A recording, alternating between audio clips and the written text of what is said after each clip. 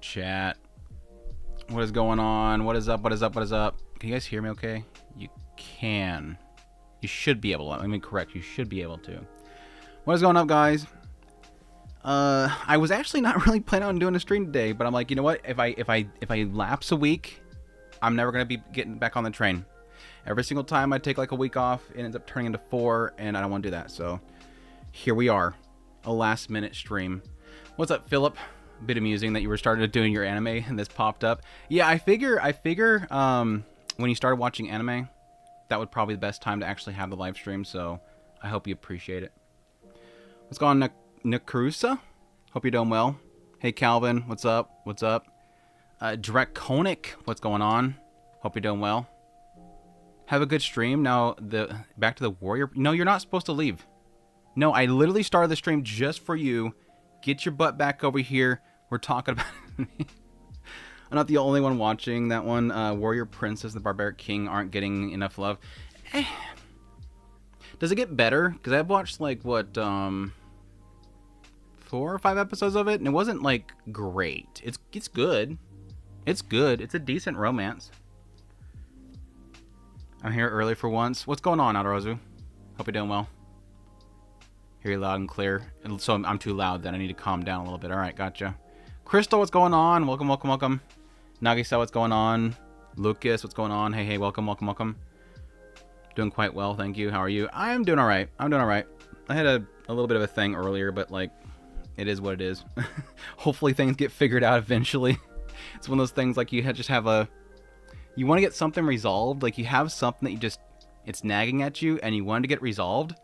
But like life just won't give you that resolve. You're not finding that resolve, and thus it just kind of sits there and you stew in it.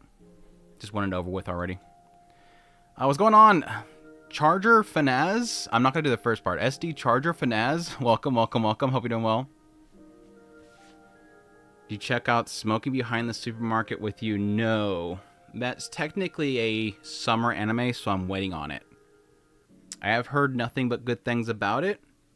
I don't know how much of that's manufactured. I don't know how much of it's a industry plant. Like Crunchyroll's trying to hype it up. Anybody in the chat that's watched it, is it like legit good? Is it like legit good? Like I don't see it on Mal topping, but they started out pretty positive. Is it even on Mal charting yet? With all the hype, I thought it would at least be like in the top 100. Where is it at right now? Let's see.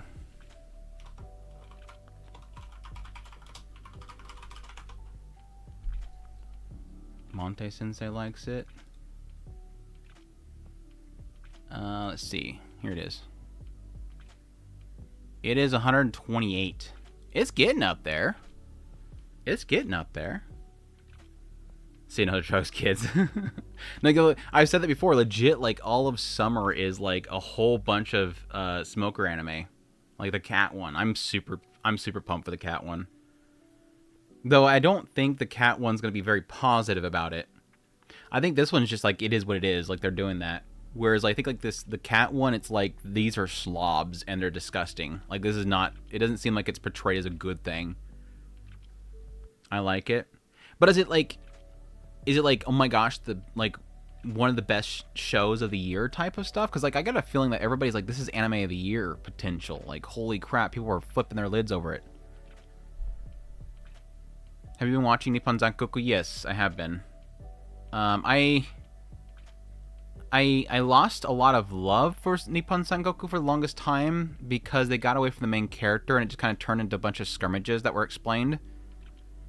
and now they got back to him, it's getting a little bit better again. Like this show, Nippon Sankaku, unfortunately for me, besides Ryumon, I don't really care much for all the other characters except for the main character. I mean, Taira is like way creepy, and I kind of want him dead already, but I assume that he's going to be an antagonist for a long time. He seems to be obviously the main focus for the main character for the foreseeable future, so he can't really go anywhere. I can't believe ReZero Season 4 already top 2. Crazy. Yeah, we're going to talk about that in a minute. Read the manga. It's good. Good. It's so good. I've only seen 10 or 12 minutes, but I absolutely love it. Yeah, like I said, I'll wait until summer gets around, because I don't want to... I still have spring stuff to do. So as soon as the spring stuff is done, I'll get into that stuff. Probably one of my first impressions for the season, honestly, because it'll be so much of it out. All this smoking anime, you're going to listen to the Marvel. Listen to Marvel. Gonna become a Marvel commercial. It's feeling like old school Hollywood, right? Like back in the day, Hollywood was like all about like cowboys and cigars in their mouths all the time. We're going back to those days of camels and stuff. Takuko's great only when the main series. Yeah, same here, Nakarasu. I'm like if he's not there, it's not interesting. It's just blabbing about what happened. How much plot in it, but the vibes are elite. Nice. I think it's cute. See, that was a thing. I kind of felt like part of the hype around this series was the fact that these characters look like Makima and... I forget what everybody was saying the other guy looked like. Oh, the guy from Jujutsu Kaisen. The lawyer guy. Like, it felt like they were just, like, hyping it up because these characters look like Makima. She honestly looks like the chick from Honkai Star Rail, one of the first characters there. But it is what it is. I think it's cute. Not sure if it's anime of the year. Yeah, it doesn't have to be anime of the year. If it's got the vibes, it's enough, right?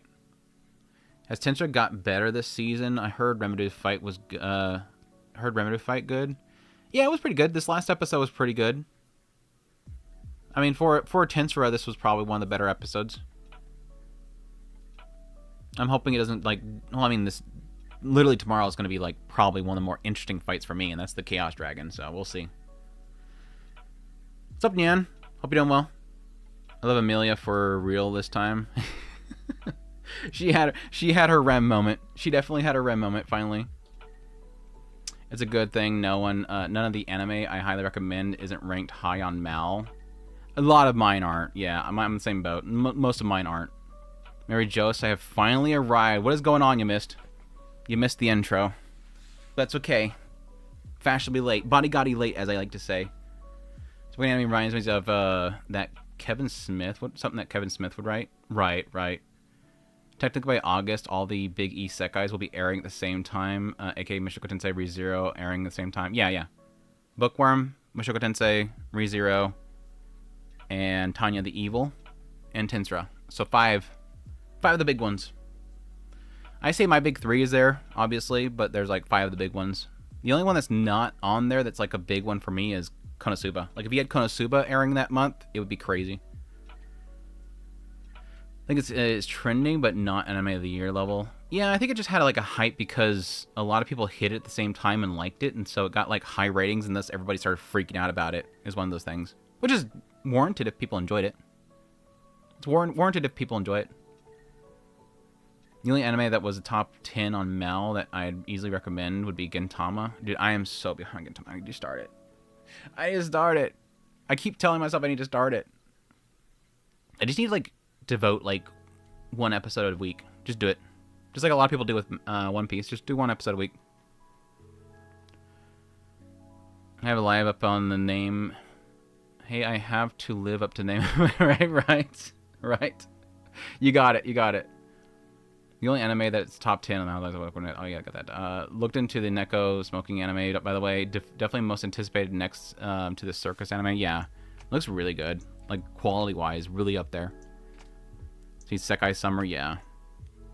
You wish me luck that my art buddy shows up for the show. Are you talking about a show or like you legit IRL, your art buddy? Can't wait for Lolly Evil 2. Lolly. Lolly the Evil 2? Really? Really?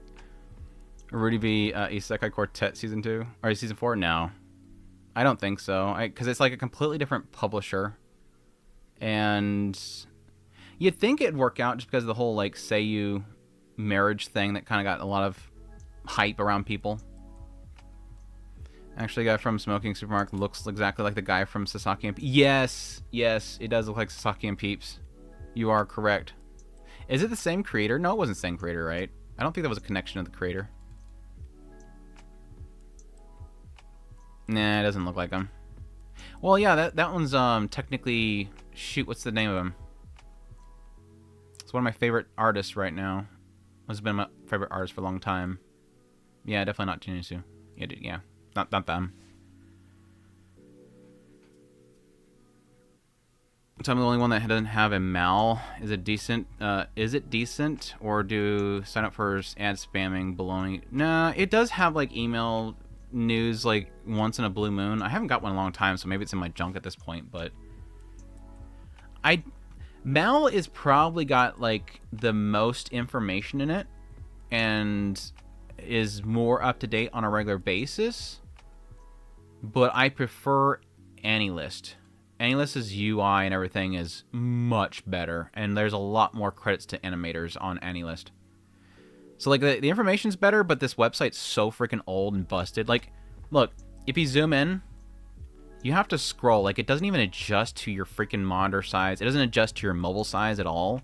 Like, this is like really old, archaic coding here. Like the back end of this website is so freaking old.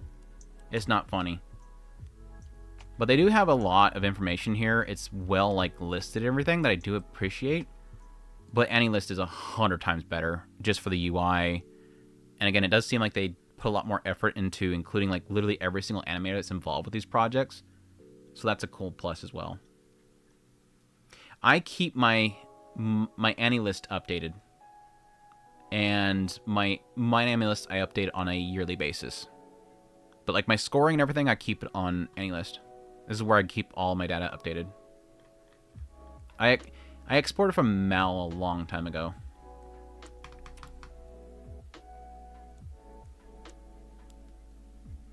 So yeah, it depends on what I'm actually looking up. I'll use my AniList still.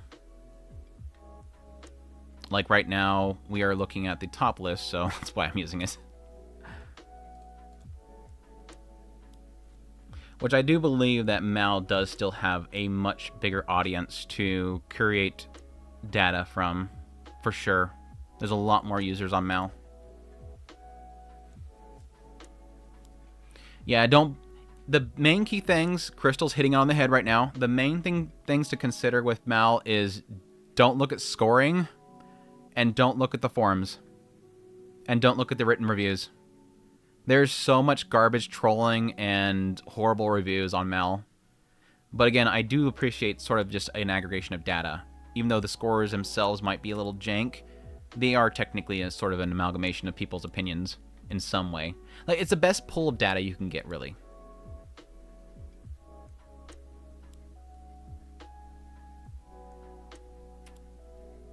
Do my anime updates every few months. Yeah, I usually do it seasonal. Or whenever we do a rankings or a score adjusting stream like I did last week. We'll probably do a little bit more this week, where we do a stream where I'll go through all of my shows that I've watched recently and try to get scores updated.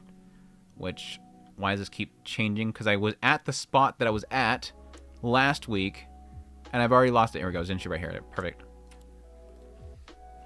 But yeah, for this stream specifically, I do want to talk a little bit about MAL. I want to talk a little bit about IMDb and anime's like presence there. And then if we get a little bit more time, we might do some rankings or some score changing, or we might talk about the Renji Miyajima,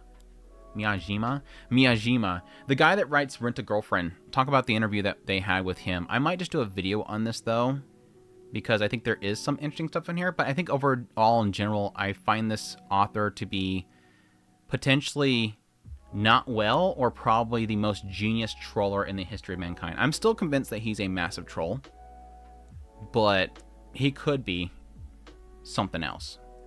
But anyways, Mouse scoring is easy to read. 8+ is great. 7+ is good. 6+ is watchable. 5 or less is garbage. That's sort of, unfortunately, the consensus. You do have to keep in mind with Mal, for those that don't know, that Mal has a median score of 7. So everything starts at 7, and it has to dig itself out of 7. So technically, if it's under 7, that means that a lot of people don't like it, and it was able to be pulled down. Whereas if it goes above 7, that means that there's a large mass of positivity hitting it that is able to push it out of that. Because basically, you have this medium point where the score is. It starts at 7, and it takes a large amount to push it one way or the other. But it wants to be at 7. That's what it means by that median score. So that was something that somebody a while back did like some crazy amount of math for it to figure it out. But he basically found out that everything starts at 7, and it pulls from there each direction depending on the scoring that happens. So, which, yes, sort of does get to the topic of this live stream that I want to talk about a little bit, which is everybody talking about recently this happening. ReZero Season 4 is now number 2 on the platform. I don't think it has a chance of getting to 1 just because it's at 9.15. It is not getting to 9.26. But I think this is sort of like a bigger subject for this and for MDB that we'll get into in a minute. Whereas I do feel like there is sort of there's a heavy weight for like initial hype around stuff. This has always been a thing with Mal and every single one of these top lists, all these different websites, ranking aggregators. There is always a weighted positivity towards sequel seasons. It was sort of what we talked about for quite a while about like Gintama. Why is there so many Gintamas on the top 100 list? Like literally we have Gintama right here. Gintama, Gintama, Gintama, Gintama. You'll notice that a lot of series, when you go to their first seasons, they're not really highly scored.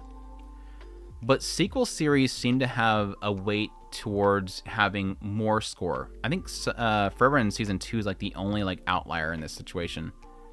But typically when you look at sequel series, they always have a higher score, and that's really because the first season of a show has a massive majority of people that go into it and check it out, and they'll fall off by the end of the first season because they don't like it.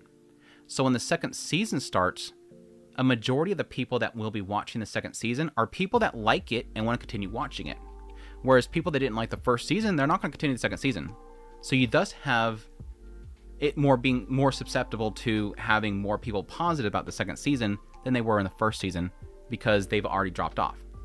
So it does sort of lead itself to having, like I said, Gintama's multiple seasons constantly more positive. Even Fullmetal Alchemist Brotherhood, which technically is obviously very legendary, having a massive, it's almost survivorship bias, right, it's almost like that.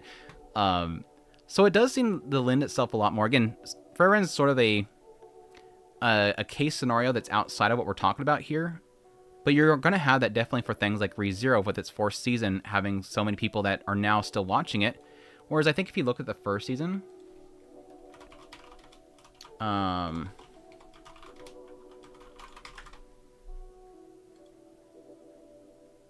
if you look at the first season, 8.25.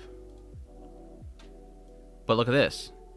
2.4 million different members. Not all of these people are going to obviously score this, but you had 2.4 million people give their thoughts on this show. Again, pushing it, pulling it on that 7 medium. And then you have something like the current season, which is the 4th season. You have 259,000 people, and a portion of those people are pushing and pulling it towards the direction of being positive. Now, why I don't usually really care much about what happens in this top list, because you'll have like literally, it feels like every single season, there's at least one show that does this. Somebody will chime up and say, oh my gosh, guys, such and such show is now the top 1, 2, 3rd anime of Mal. Crazy, right? I don't really listen to it too much because very quickly what's going to happen is more people in this little pool of memberships are going to start voting and giving it a score. The initial people are going to score highly. I think more people that are positive on it are going to be voting early or scoring early.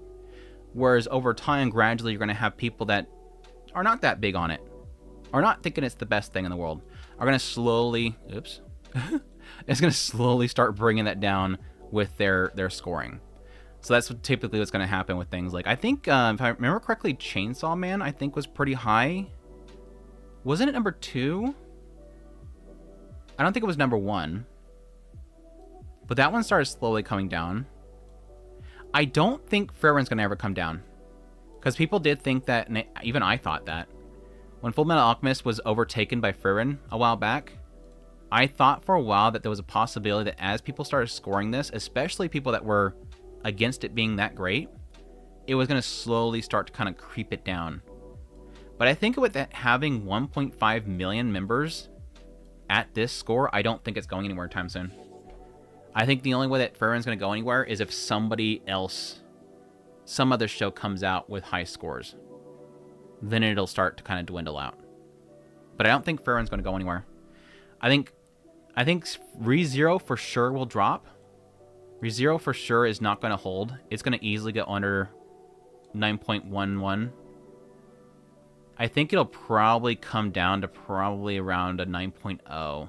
It's probably by the end it's going to come down about 9.0. Probably under Gintama-ish. What else? Steel Ball, possibly, because that's still airing, right? Yeah, that's still airing. I'm for sure Steel Ball is going to go down because a lot of people aren't even scoring this yet. And once it completes, the scores will be a lot more weighted. And it'll come down. So that's basically where I sit with this. Whenever somebody says, hey, did you see that, this show was number 2 or number 1 on Mal? My response is always, for now. As it completes, especially like ReZero. Once ReZero airs its entire 19 episodes, the weight of people's votes will even be more stronger, and it'll push it one way or the other. But everything else, I'm pretty much like, yeah, we'll wait until it finishes, and then it'll shift at that point. Anyways. People can easily review bomb on Mal as well. Not really. There is technically safeguards in place that prevents review bombing. Why do I believe this? Faerun's still up here. I remember for like literally weeks upon weeks upon weeks on end, I kept hearing people talk about how they're going to review bomb Faerun. They're going to take it down. Faerun's still up there. And I think even if you do go to the Faerun page, you'll actually see some of that effect, if I remember correctly. Unless they removed them. Yeah. I mean, there's some right here.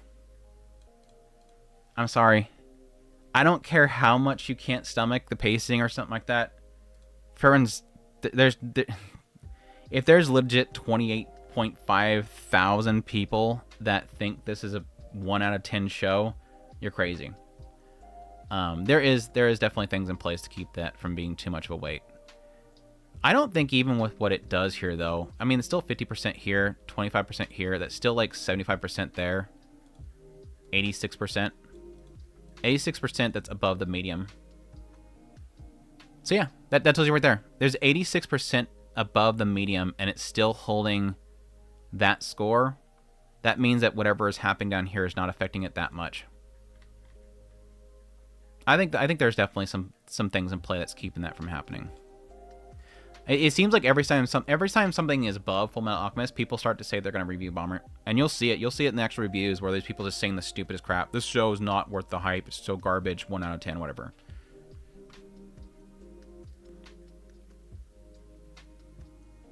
There's like 10 Gintamas, yeah. Gintama Season 1 is 20th. Did I get that far down? That was... Yeah, it is. Yeah, right there. Because it's in like Gintama period, and then Gintama hyphen, right? Or not hyphen, but... I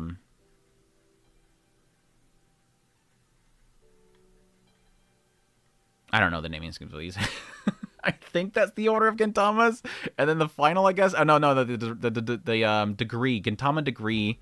And then there's probably Gintama squared, right? Square root. And then Gintama final. Something like that. Don't see one's literally. I don't know why Furring didn't get more love. It was good. Oh yeah, it's got love. It's number one right here. It's got the love. There's plenty of it. It's getting plenty. It ain't going nowhere. A lot of places have 7 as average. I blame school grades. Yeah, it should be 6, honestly. I don't think it should be 5 because technically you can only score it a 1. You can't score it a 0. So it has to be at least 6. 7 doesn't make sense to me. I think it's supposed to be like a 6 point something. Not necessarily 7, but it comes out to be 7 anyways. I could be wrong there. You can check my... Again, there's a video somewhere out there that goes into the medium of Mal that you can look at. He's got all the data there. I forget the name of it. I apologize. So Bob Run is going to be fall, and the second episode doesn't drop soon. Is going to fall if it doesn't. Yeah. I'm actually surprised that people aren't negative on this just because of the fact that the release is so bad. A lot of people score based on that negativity. A lot of these are recency bias. But that makes sense, right? Because a lot of people these days, unfortunately, don't watch older stuff. So, I mean, you can say that technically Brotherhood is a recency bias because it's in the 2010s and not 1974.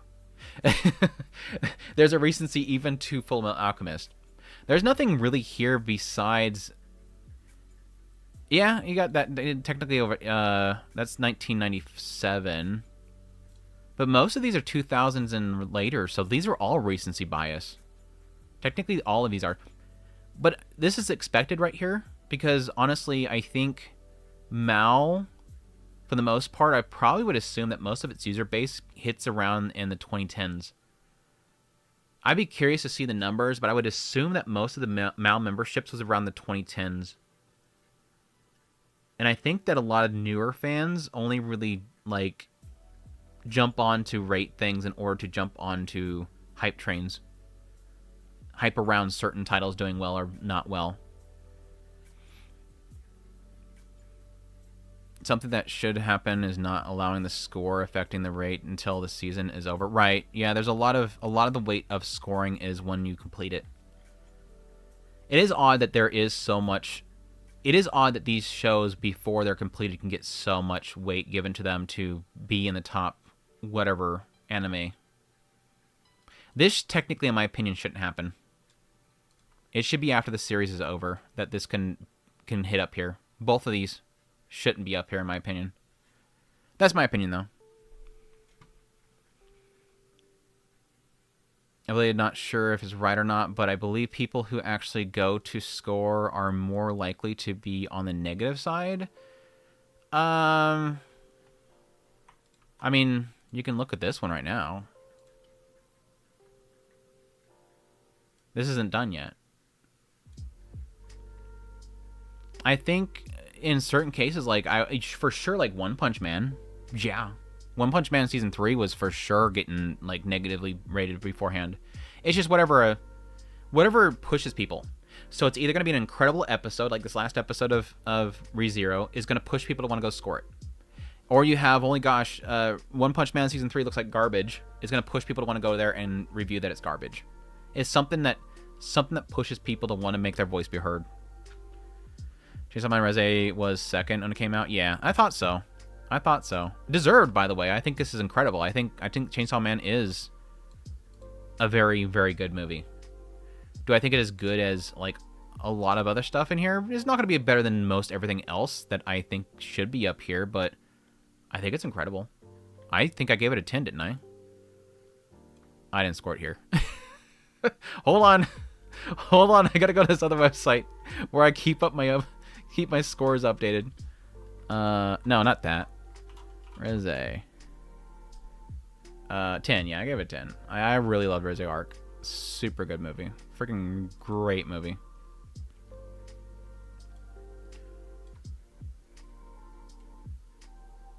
I think Frieren will stay. Brotherhood will be second. Yeah, I think that's going to be the case. I mean, again, the scores. I think that Frieren will probably get another like million over the next like 10 years, depending on if Mal stays relevant. And I don't think that million can really change the number too much.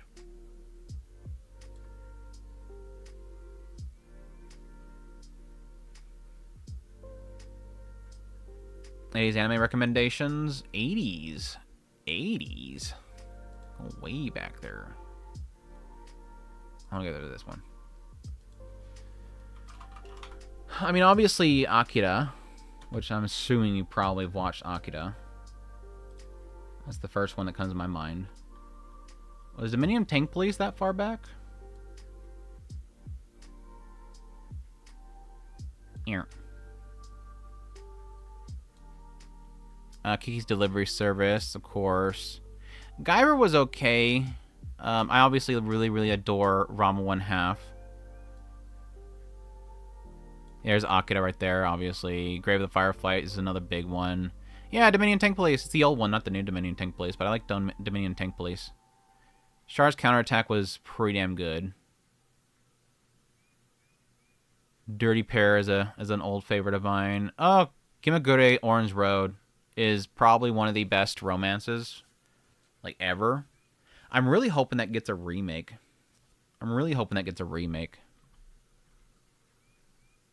What else? Project Echo. It's one of my old-time classic favorites. It's not like incredible writing or anything like that, but it's a really old, like, parody of everything otaku back in the day that was greatly animated. I have that art right here. Look at that. Same art. What else do I have in here? Oh yeah, They Were 11's really good. Especially if you watched recently Gnosia. This is very Gnosia-like. It's like a who is the mole type of story. Who's the imposter? God, I wish this style was a lot more easier to control. Vampire Hunter D is really incredible as well, of course. Nazca, Valley of the Wind. Miss Machiko. I never finished Miss Machiko. Miss Machiko is dorky, though. I watched that when it popped up on Crunchyroll at some point. It's kind of like one of those old comedies that just kind of gets real repetitive. They kind of have the same joke over and over again. Feel homesick for the 2000s and 80s. 2000 to 80s? Like pre-2000s then? Yeah. Every now and then I kind of have a desire just to, like, skip a season. Like, I think the next time that we have, like, last year, fall was horrible. The fall season was Garbo. And I almost had, like, a desire to... The next time we have a season like that, which might end up being fall again. What is fall looking like? Because summer's insane again. The next time we get, like, a really bad... No, we have... Apothecary Diary's coming back. Apothecary Diary's coming back. Sword Papa's coming back, too. Aoashi's coming back. Never mind, it's not going to be this fall. This fall is already pretty stacked. Of course, I think Mushoku Tensei might... No, Mushoku Tensei will probably be a split core. Dragon Ball Super remake's coming. The new Magical Girl Raising project's coming out. Never mind, yeah, fall's going to be busy. Fall's not going to be a weak season. I mean, it's not going to be as crazy as summer, but it won't be weak at least. But next time we get a fall of last year situation where we don't really have many good shows, I almost want to take a break and just watch older shows. I don't know, we'll see. Lost my spot.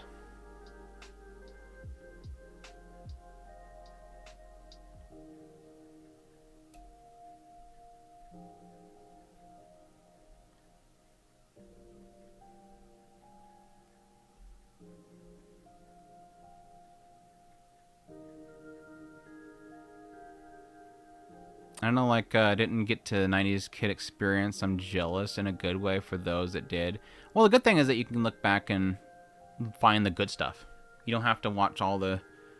You don't have to... See, the problem with, like, the 90s kids experience that it sucked because you had to, like, wait to get the stuff. It was very difficult to get a hold of the stuff. Now you can just go on a website and watch everything. So you can still watch that stuff. Check it out. You just have to have an appreciation for the style. The pacing's not going to be as good as these days, because I think pacing back in the day was really garbo. Like, especially if you watch, like... 79 Gundam is just really slow, dude. 79 Gundam is really slow. It's not good. Putting on any list has Frieren as number 1, followed by Gintama number 2 and number 3 spots. Where is ReZero at? How do you get to the top list on any list?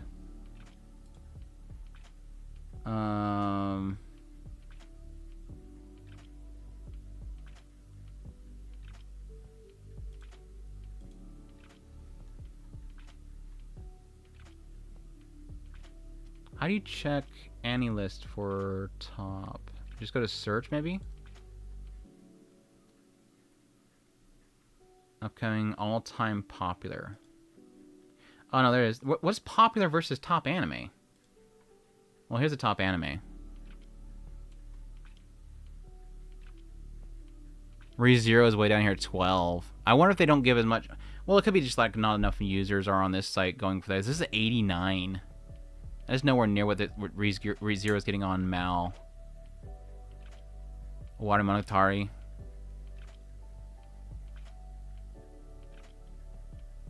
There's a lot of very similar ones across both platforms, that's for sure. It looks like Apothecary Diaries isn't as high here, because that's 21. It was over here at what? No, maybe not. No, it's 23. Okay, this is similar then. Owari Monogatari is much higher on AniList than over here.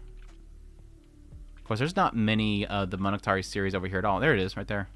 29. Is that the only Monogatari series that's over here? Oh, the second season. Wars on here, they have Owari right there, and second season at 28. Interesting. Putting out AniList has Frieren at number 1, followed by Gintama 2 and 3 spots. Though people are crazy to putting it that low. Risa was hard to get, expensive, and definitely niche back then. Now into 90s. Then they got Ninja Scroll, Akira, and Ghost in the Shell. Yeah, 90s is super good. Mainly around like Evangelion, Escaflowne, Ghost in the Shell, all those.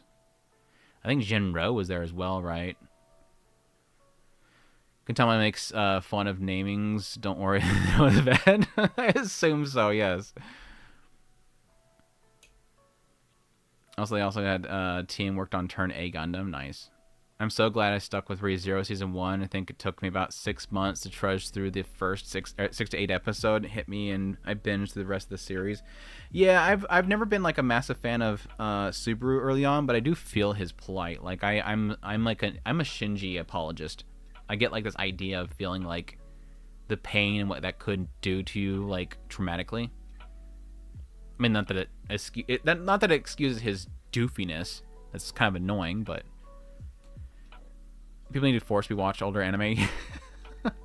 I don't know. I'm not of the mindset that things have to be watched. I'm not even like back when everybody used to say the golden age of anime, which they don't really do anymore, of like the 90s. Like, oh my gosh, you guys don't know what it's like with the 90s. The 90s is the golden age of anime. I was never even sold on that whole thing because I felt like there was stuff that was newer that were better than 90s anime. I think there is an appreciation for the art that is being lost, which does suck, but I gave up on that a long time ago. I kind of gave up on that a long time ago. I still think there's some like titles that I will still always recommend that people check out, but I'm not too sold on that everybody has to watch older stuff.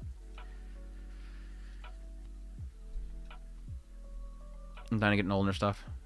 Personally, I would stop people voting until the last 2 episodes. I agree. I'm actually surprised Legend of Galactic Heroes stood on top despite the quality of the story being great. One that's unique. Yeah, that being the newer one or the older one is more interesting, I think. Of course, I didn't get a chance to watch too much of the newer one to see if they were better or older. I don't see the newer up here. Of course, the newer one is split up. The newer one should be multiples, right?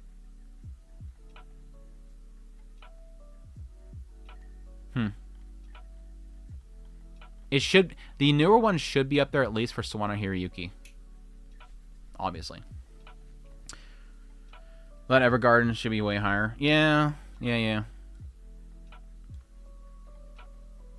Older anime has its charm, but in my case, I lived it, so it's nostalgia. I don't want folks to watch older stuff and have it ruined by, like, Bebop, Devil May Cry, and others. Stick to your slot tours. Yeah, there's some cases where I don't want things remade.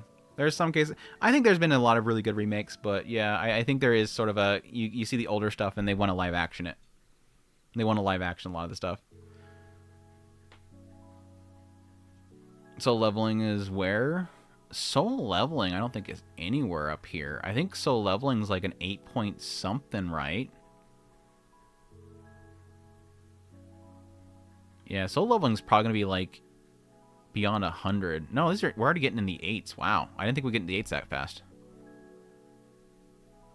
Yeah. I'm glad to see Shogun Roku up here, representing, at least in the top 100. This is more surprising. Atelier is not that high. Now, granted, of everything that I could see getting review bomb, it's probably Witch Hat Atelier, because there was like a bunch of like this negativity behind it. Stuff that I don't really necessarily agree with, but whatever. Wow. Wow. Let's compare that. Because I'm curious how much that is weight in volume of votings. Because that's not necessarily that negative. Stats. 33,000, almost 34,000. I'm getting too many tabs. Where's my other tab? There it is.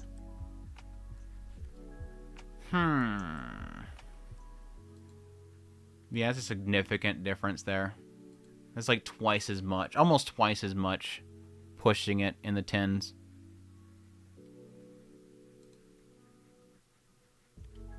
Only 1,400 negative, only 600 here. I'm actually surprised this doesn't have more 1 stars. I guess like all that little hoopla people saying this is like industry plant and how it's evil and stuff didn't really convert to people wanting to give a damn about enough to go to a website and score it. People don't care that much about the whole situation. Watching Orin High School Club again. I need to watch that again. I don't even remember how much I watched of it. I just don't like how modernization has been. How the modernization has been. Like modernizing the newer ones like Ranma and Urusei Yatsura, those ones. I personally don't source code. Yeah, I don't either. Well, I never rate anything on Mal, so that checks.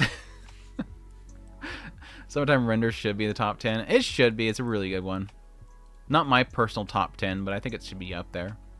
I want to get away from what's been ruined and remember begging my sister to watch Neon Genesis Evangelion with me, and she would always force me to watch mainstream shit.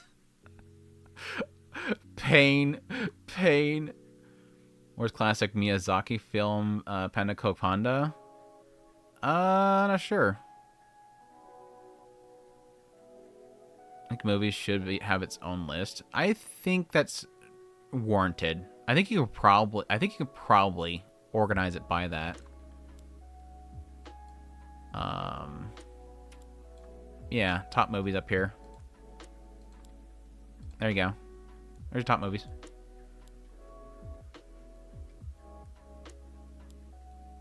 Appleseed, that's a good one.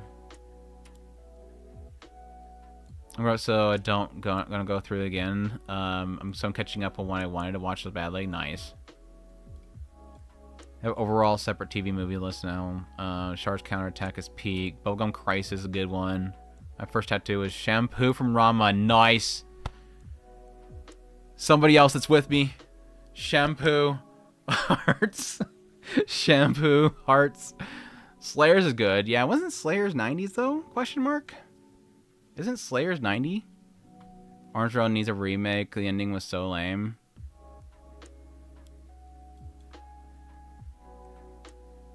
Saint Seiya being dropped. Shame on you. I don't remember. I don't remember. Don't shame me. Devilman, Angel Cop, Wicked City, Goku, Midnight.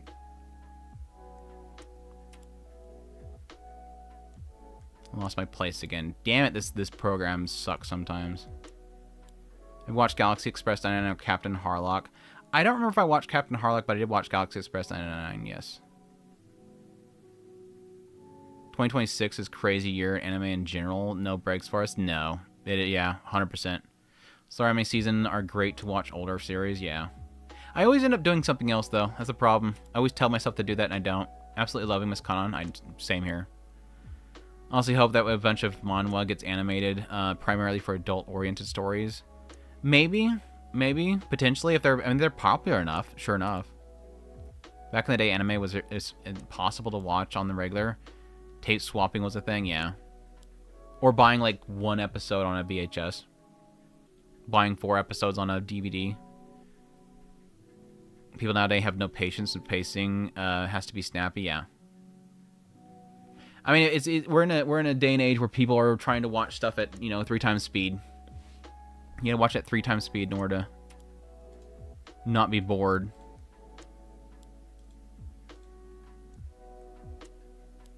Are modern Blu-rays for anime worth buying? Yes. Yes. Okay, it depends. It depends. Do you have disposable income? Do you have somewhere to put it? And do you like preservation? The last one there technically has an asterisk because nothing is forever. Blu-ray discs do have a much longer life if you have it in a good temperature, like a decent temperature place. If you have it in like a warm place or whatever, or I think even in some cases very cold areas, you could have it lose its lifespan much quicker. But nothing is forever. So that's kind of a stipulation there. But you have to have space and disposable income. But for me personally, I do really appreciate it because how often do we find out that series that you love so much is suddenly off a platform?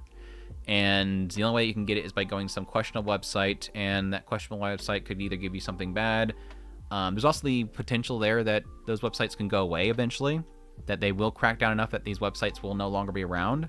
So like, there's always going to be piracy available, obviously, but I think there is eventually going to be a time where it gets very difficult to pirate. I think over time, gradually, the internet will probably be censored to the point where you can't get access to a lot of things that are not legitimate. I think eventually we'll have so much, like, I don't want it to be this way, but we'll eventually get to a point where you can't do anything without it having your name tagged to it, your identity tagged to it. But I like having the stuff, having it physically to me, so that if I wanted to, I can just fire it up on a TV and watch it. But that's not for everybody. A lot of people want the new and the now. They want to watch the new shows. They want to watch it weekly. They don't care about getting a Blu-ray to watch that on the side. I think we've gotten so much to a point now where so much content comes out that it's hard to really even care about older stuff. But I think for people that do appreciate the older stuff, it's there. For me personally right now, I'm mostly buying stuff that like I really loved. Stuff that I really adore. Unfortunately, it's getting more difficult to find them to be even printed. There's so many of them now where they don't even do the releases of them. I mean, example is Onimai. They never did a release of Monimai. They never did a release of Shogun Roku Raku Shinju. Unfortunately, a lot of Crunchyroll stuff is not getting physical releases anymore. It took forever to get Mushoku Tensei.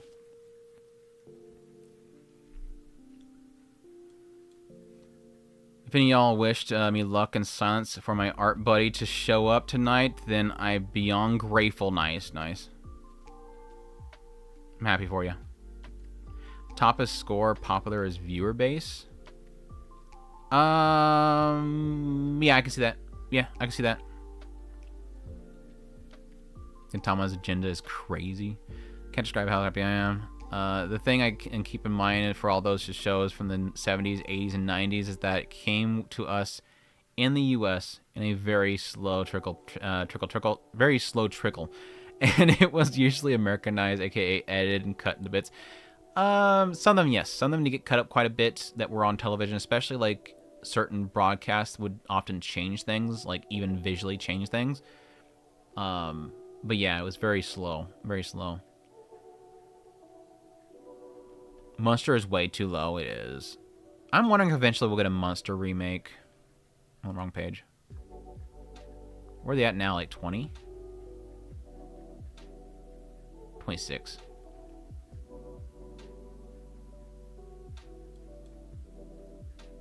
What we did get and treasured most of times, so we old taku like that. Can be wearing some pretty thick rose tinted glasses, yeah. Well, I was talking about this like did we talk about this last stream, or maybe it was somewhere else?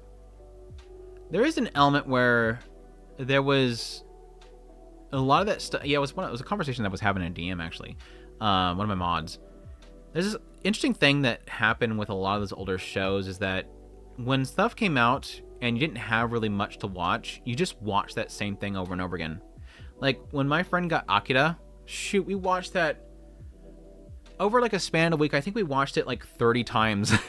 Just like every time I came over there, we watched it 1 or 2 times because that's all we had. It was like, oh yeah, do you want to watch Tenchi Muyo and Love again? Yeah, let's watch that again. Okay, what do you want to watch next? Let's watch Akira again. It's like, it's not like you could just turn on Crunchyroll and go to the next series that's on the list, or there's a recommendation that comes up on the screen that you watch next, like on Netflix or something like that. So we just watch the same thing. That's why we have like more of an appreciation for what happened on the screen. I think there is an element where people just consume things so quickly. We don't have a care for anything that's on the screen anymore. It is sort of something that is lost with how much stuff comes out, is a lack of appreciation for every single frame and what's on the screen, what's being said. It's just, I want to get to the next one because Billy might want to talk to me about it tomorrow.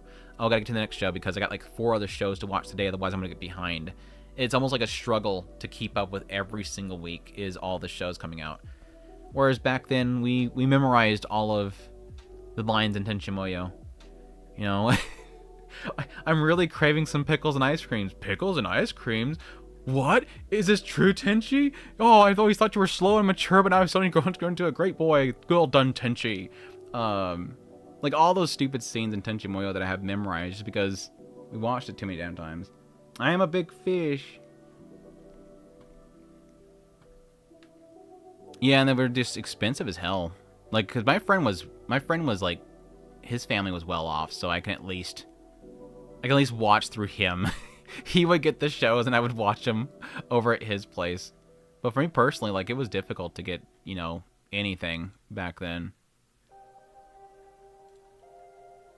I lost my spot over here, didn't I? There we go.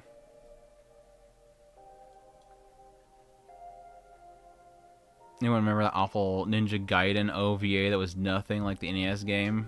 I don't remember that one. Shindy was more believable, yeah. I'm gonna stick here for 10 more minutes.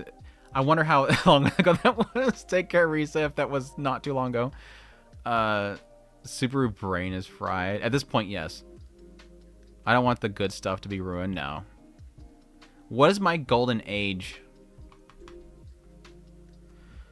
I guess the best way to... Based way? The based way? I'm suddenly becoming some weird version of British here. My based way? Like, what is this all, like, kind of telling you? There's a lot of 2010s in there, honestly.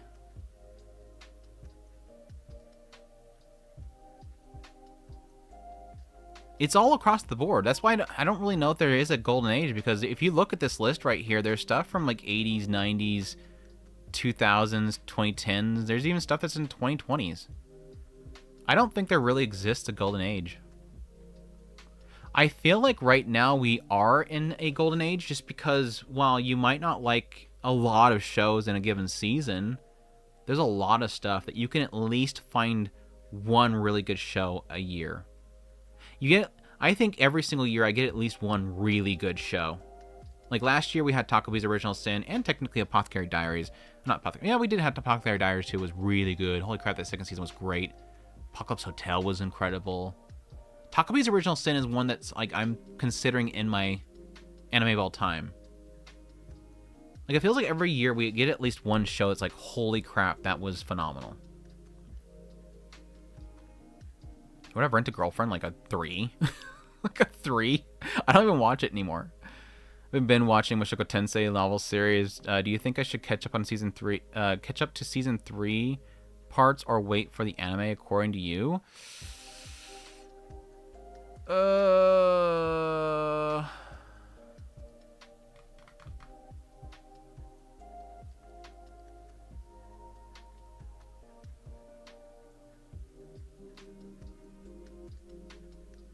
I would recommend reading it. I recommend reading it because I can't tell you for sure if they're gonna pull off things that well. Granted, in order to read it, you're going to have to go back to volume 6, maybe 7. You have to go back to at least volume 6 to go through every volume and make sure to read anything that has to do with Edis. Because the anime, up until now, has been skipping everything Edis. And now they're finally going to go back and go, oh yeah, by the way, this is what Edis has been doing. So you're going to have to go back and look at all the side chapters that include Edis. And then you can read volume 13 and onward. But I would recommend reading it, yes. Because I don't know. I'm not 100% sure they're going to pull it off. There's a lot of stuff that's really incredible coming up that I'm afraid of them. Hope for the best, expect the worst is my mentality always. We'll see, though. At least Naruto is a recommendation for all newbies. Is Attack on Titan, but probably a lot of average mixed in between. Yeah. On the note of remakes, which is the Holy Night movie coming out suggests that Tsukihime remake might be in the works. I am hoping for that. Yes. I'm not gonna claim that I'm a Tsukihime fan or that I've read anything about it, but I've always wanted to, and so to have a good adaptation would be great. To be honest, Yu Yu Hakusho remake would be crazy. That is a surprise that one hasn't been done yet, and it sucks that we had a live action before then. So leveling is 154. That makes sense.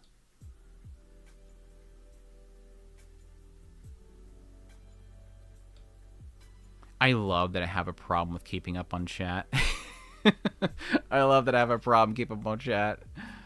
I've seen mostly positive things with chat. Yeah.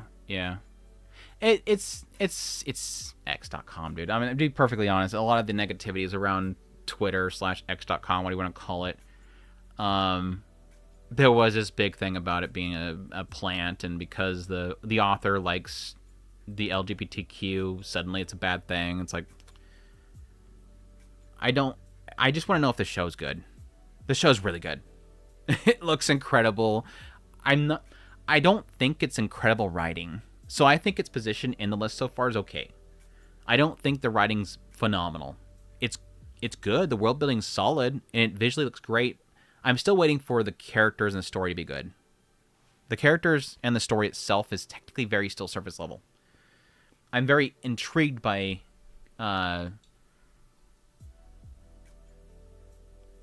Kifuri is about the only character that's somewhat intriguing. But like Coco's not that deep. Agate's not that rich of a character. Rishi's fun, but I don't think she's that brilliantly wrote. They're very surface level stories so far. Was my top 10? I think currently it is Bungo Stray Dogs, Shogun Rokuraku Shinju, Mushoku Tensei, ReZero. I think Ascendance Bookworm was on there before too. I'm not 100% on that. Evangelion. What else was on there? I think Spice and Wolf was on there. Monogatari series, I'm pretty sure, was on there.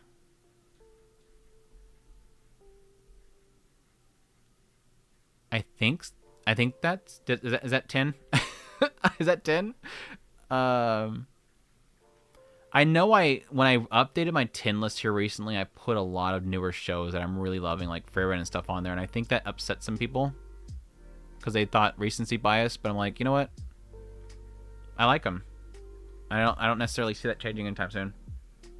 Now, I think with season 2 of Frieren, while I did love it, I think it kind of came down a little bit for me, so it might end up falling off the list unless season 3 really ramps it back up. Maybe Apothecary Diaries replaces it.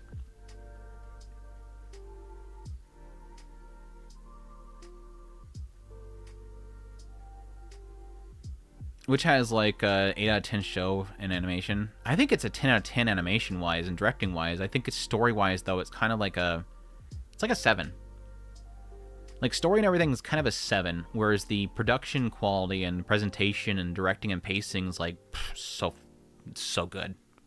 Like I would love every show to have that quality given to it. But Evergarden's great. It is, yes. Which I tell you is currently 8 out of 10. But there's also a lot of potential there if they can keep it up and have some more interesting twists. It needs some twists. Again, every single time it gets into the story of the world, I'm always fascinated. Like the world that once was, but it's just like the current time. I need something. Spirited Away top 10 movie. Spirited Away is up there for me. I think one of my favorites of Ghibli's is still Princess Mononoke and Kiki's Delivery Service. The Spirited Away, I think, is probably one of the most easily recommendable. Like, I can recommend it to everybody. And they're probably going to love it. I wonder how 2016 anime compares to this year's currently. That's a very specific year. It's a very specific year. Why that one specifically? God, it's so good. That's why. God, that's so good. that. Why did you bring that one up, Nagisa? Why did you bring up 2026 or 2016? I wonder why. I don't know, a 10 out of 10, 10 out of 10, 10 out of 10, 10 out of 10, 10 out of 10, 10 out of 10, 10 out of 10, 10 out of 10, 10 out of 10, a 9 out of 10, a 9 out of 10, 9 out of 10, 9, 9, 9, 9, 9, 9. Oh, that's 8, sorry. Then we'll go to 8s. God, that was a really good year. That was a really good year. Even some of the 7s down here were like recommendations. Oh my gosh, Sakamoto. The first season of My Hero Academia, which unfortunately this took everything. This show right here pretty much took it from all these incredible 10 out of 10 shows up here. Jeez, 2016, dude. 2016 right there. There's a golden age of anime right there. What a good year. What a good year. Now, granted, Koyomi Monogatari, that's like a short, if I remember correctly, and these are 2 movie films, so that's kind of a little bit weight. These are like literally like 3 incredible films. So that's kind of adding a little bit of weight here. God, 2 first Kizu Monogatari films. Your Name and A Silent Voice in the same year. That's crazy. The first Konosuba, which was easily the best. Jeez, dude. Thanks for bringing that up. VCR parties were the thing. Just remember to rewind. Having so many good shows gets the way of time watching the garbage, unfortunately. Yeah, I think you do need a little bit of garbage to kind of understand what's good, right? Definitely look forward to going into cinemas to watch Ninja Scroll Remaster. And the hate it will cost you. Blu-rays for the Studio Shaft as a must, as they are good and vastly better. Yeah. 86. Golden age of the internet is now. Yeah, I feel it's going downhill at this point. I think we had our fun, right? It was good while it lasted, right? As I get into content creation. Enderclear wants to Blu-rays for all the hentais as to make sure they can never be taken. Do I even have anything? H?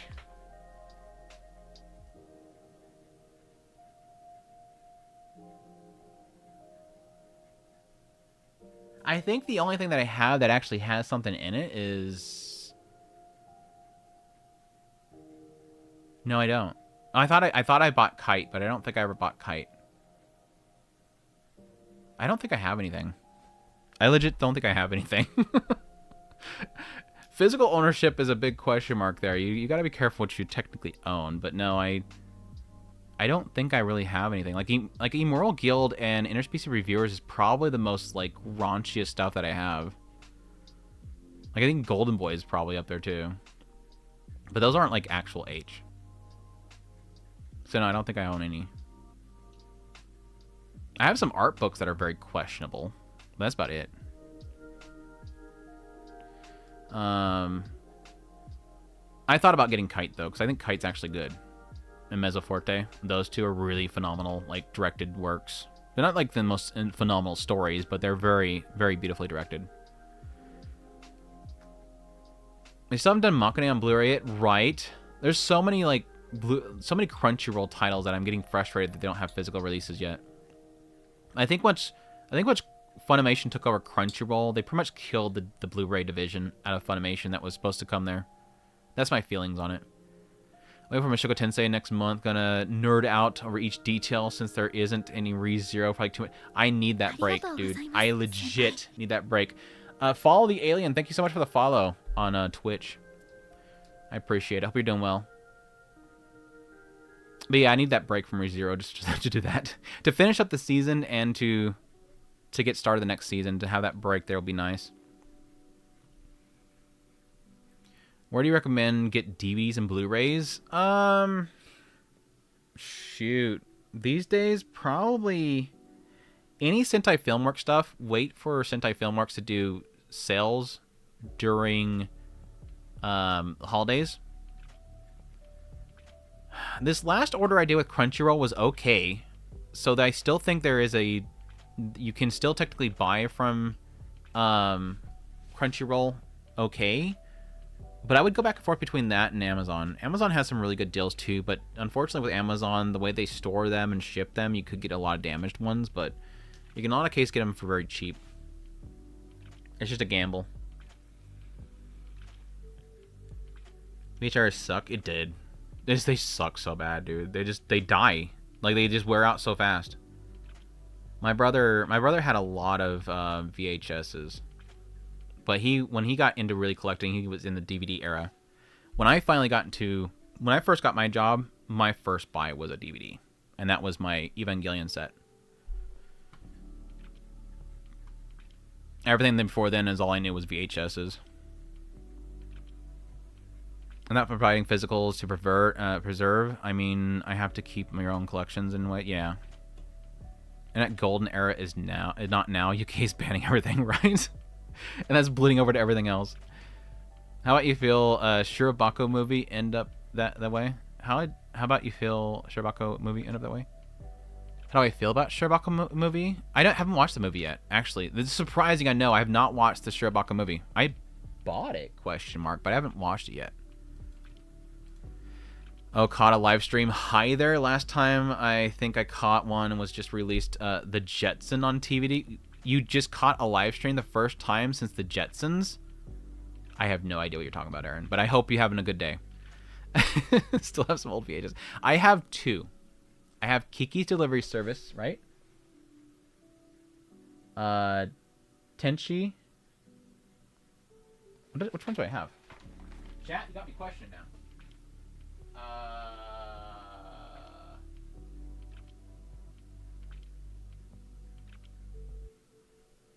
Tenchi. I have a Tenchi TV. Where's my Kiki? There it is.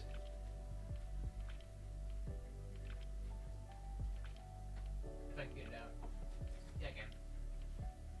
And then Tenchi movie. I didn't drop anything. These are from an old age. From a bygone era. I got Tenchi Muyo in Love. This movie made me cry my eyes out. Sadness, this movie made me cry so bad. 1996. I traded this from a friend. I love this. Again, this is like the olden days. Look at that. You only get the dub version. You get one version. You select it when you buy it. And the spine actually says it. It tells you exactly what you're getting. If you're getting sub or dub. So you better when you buy it, you get the one you want because it's all you're getting. There ain't no select track on a VHS. You get what you buy.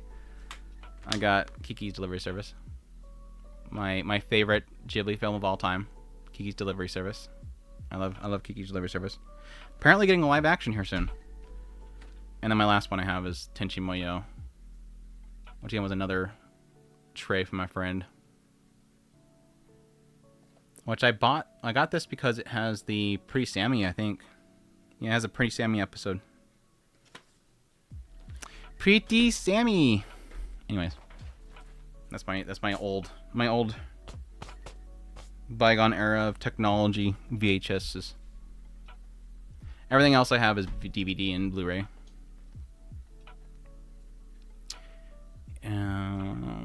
Internet Golden Era was around 2017. I think that was about right. Yeah, I think like the mid 2010s. I liked a lot of earlier 2000 stuff too. I had a lot of fun early 2000s. But I was a dumb kid back then doing stupid stuff on the internet. Stuff I won't repeat now. Playing dumb MMOs and talking smack on people. We're getting March like a lion. I 100% agree. March comes like a lion. I don't think is ever gonna happen. At least not Shaft. Shaft's done, sadly. I would like maybe Science Sauter to take it over. But if Science Sauter doesn't take it over, I'm not sure if I want anybody to touch it. That was me with American cartoons. Us 80s kids had it rough. Thanks for reminding me I need to finish Sangatsu. It's so good, dude. It is so good. Care more about story than visuals even now. It's a mix, right? Like visuals and story them alone can't carry anything, but as long as like one is really good and the other one is solid, it works, right? Again, like what I tell you, it's incredibly directed and looks incredible, and it's got enough in there for me to chew on that I'm liking a lot. And something that has potential. Has a lot of potential. Even trying to record anime shows on VHS record didn't start. The episode of Dokumen Blade is gone forever now. Dude, how... we did a lot of... because they had, like, of course, a lot of cartoons that were, like, airing on the weekends or whatever. And you would set the VHS to record it, and... we record over a lot of very important family videos. Record over a lot of very important family videos. Dumb kids didn't know what we were doing with technology. Didn't care what we were recording over. Watched Silent Lane last year. It was crazy. Pretty much avant-garde stuff coming out now. Not much avant-garde stuff coming out right now. Okay, gotcha. Bungo is really good, dude.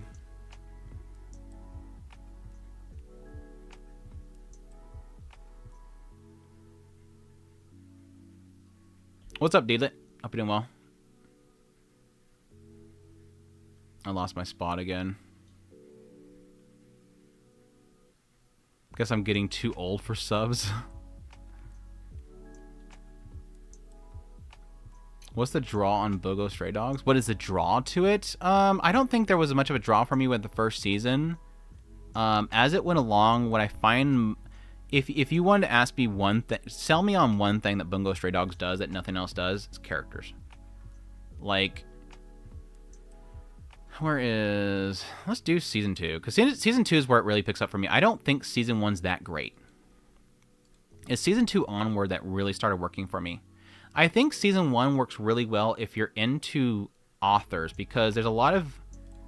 every single one of these characters is obviously an author, or they're named after authors, like Dazai and stuff like that. So there, you might find some interest there, but for me, it didn't really kick off until Season 2 with this group's arrival, and that's where it started to really work for me. And what it works for me so well for is characters.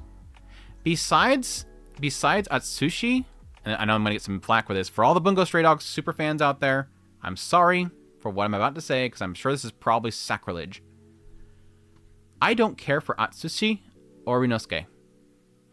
These are the two main guys. I don't care about them. They could be out of the show and it would make no difference to me. It's everybody else. Dazai, Doppo, Yukichi, like all these characters. Rampo, my god, he's such a phenomenal character, especially here recently with the recent season. All these characters are so well wrote. And what I find is that with a lot of shows like this, because this is a big cast, and this is just Season 2. These aren't like side characters. These are all important characters. These all have an important role in the story. Mostly around them being in the Port Mafia or detective agency, but every one of these characters has an important role to play. And what I often find with a lot of stories that have way too many characters is that it spends too much time jumping around to them to find out what they think about a situation and it not really mattering for the story. This is one of the rare cases where when it pops to somebody else that I haven't seen for a while, I want to know what they think about the situation. That's how good the characters are. Like, they all have an importance to the story, and I love every time any one of them is on the screen. Except for, again, these two, which I don't care about. I mean, he's kind of cool, but at the same time, I just don't care. I don't care. It's everybody else. But yeah, every single season, the writing gets better and better and better, and I love it, death. That's my TED Talk for Bungo Stray Dogs. And that's why literally every season, but I think except for the first season, is in this top area. Because there's season 2. Oh, this is... Oops. Sorry. There's season 2, season 4, season 5. They're all up here. That's how much I love the series. I want to rewatch it here soon. Definitely before they get the next part out, I'll probably do a rewatch the entire thing. What else?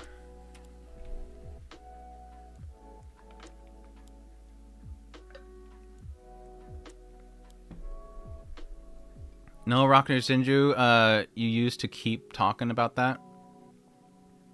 Yeah, I'm always going to talk about Rakugo Shinju. I love it. I truly do think anime is one of the rare mediums that have always been in the golden age. Yeah. I'm so far behind in chat. I am. At some point, I'm just going to have to give up, right? But I love that. I love that there's so much chat going on that I can't keep up with it. I do have a problem with chat on live streams, especially because I don't like to not read what people are talking about. Because I think this is what live is for. I can legit do all this other stuff that I had planned to do today, like the IMDb stuff, which we pretty much already talked about. We can get into this whole thing with the Rent-A-Girlfriend guy. Don't really care that much about it. I'd rather just talk to you guys. Cheers for the stream. Take care. Or unless you're coming here and you're saying hi. Did I watch Virgin Punk yet? No. Unfortunately, not yet. It wasn't anywhere near me. Been 10 years since we had Flying Witch. I know, right? I love Flying Witch. I'd love a season 2 of Flying Witch. Oh, another season of Kuma Bear? I would take it. I wouldn't deny it. Then another season of Keiju. some more Gates of Booty Lawn. I know why you want more Keijo. We all know why. Nobody's shy about why we want it. Do you have to watch bad shows to develop taste? I think so. I mean, again, how do you know what's bad unless you know what's... How do you know what's good unless you know what's bad? I think knowing too much good sort of gives you... I think when people... There's a side of me that thinks that people consuming too much good content might eventually become stale to the good, if that makes sense. Like, you become more prone to dislike things that are genuinely good for the sake of having something to dispute. That's the best way I can put it. Like, if you were watching, like, you know, say somebody's like, hey, I want to get into anime, show me some good shows, and you throw down literally everything that's a 10 out of 10 show, like in my list over here.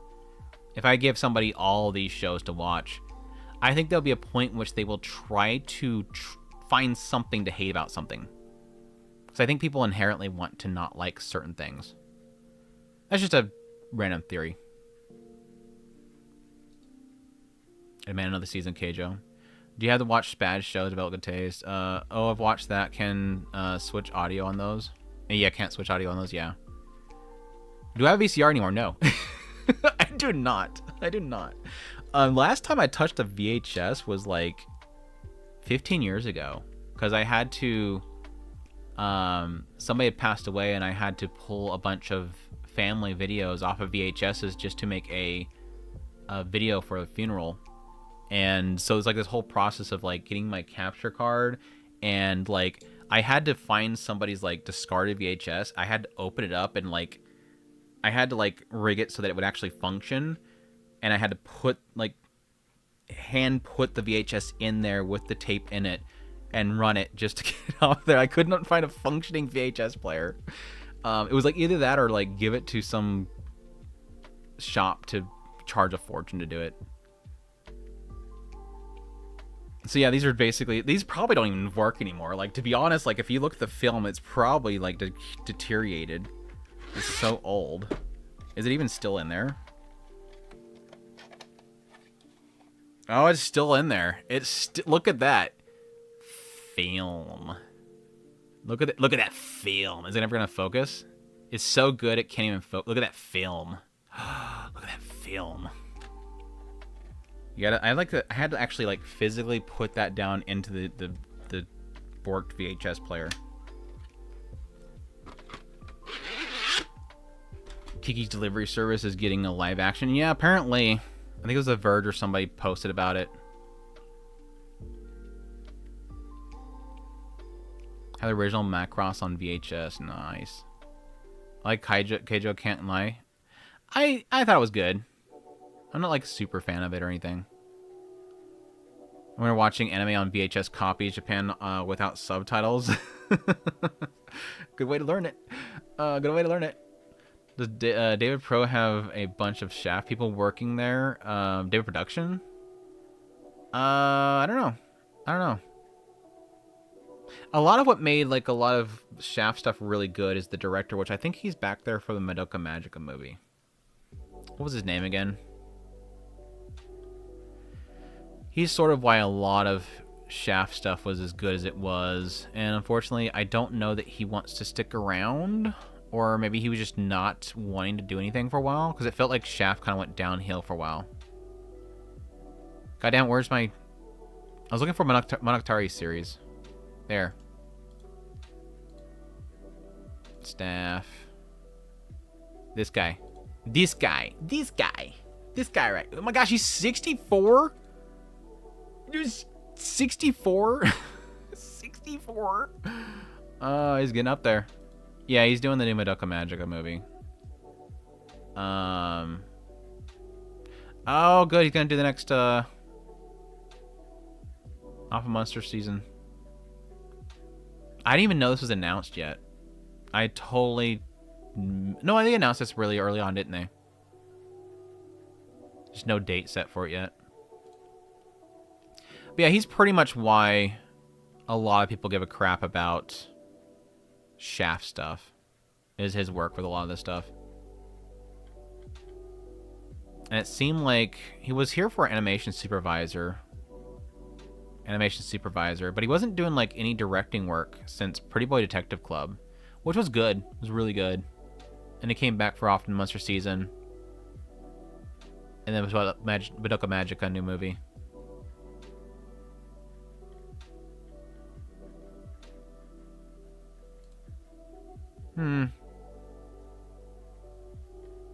I have a lot of concern for Shaft anymore, honestly.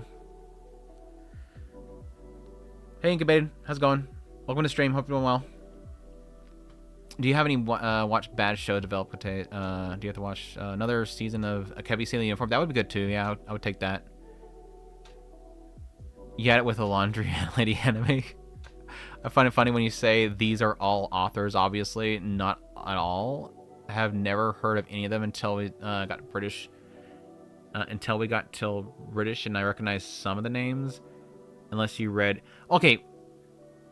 Yeah. Taking a step back, I don't know many of them either. Like, I'm not going to act like I know all these authors. It's just, it was Dazai. Dazai was, for me, the tip-off. When I seen the original cast of characters, as I was watching the movie, or watching the series... the only one that stood out... Oh, damn, I got too many damn tabs open right now. There. The only one that stood out to me was Dazai. I didn't know really any other ones except for Rampo. I knew Rampo, and I know Dazai. I'm not really that big of a bookworm that I know really anybody else. And I knew, obviously, Dazai because Dazai is a very popular character in Japanese anime and storytelling as... Yeah, an author that wanted to end himself. So you'll often see series like, was it, Not allowed in another world.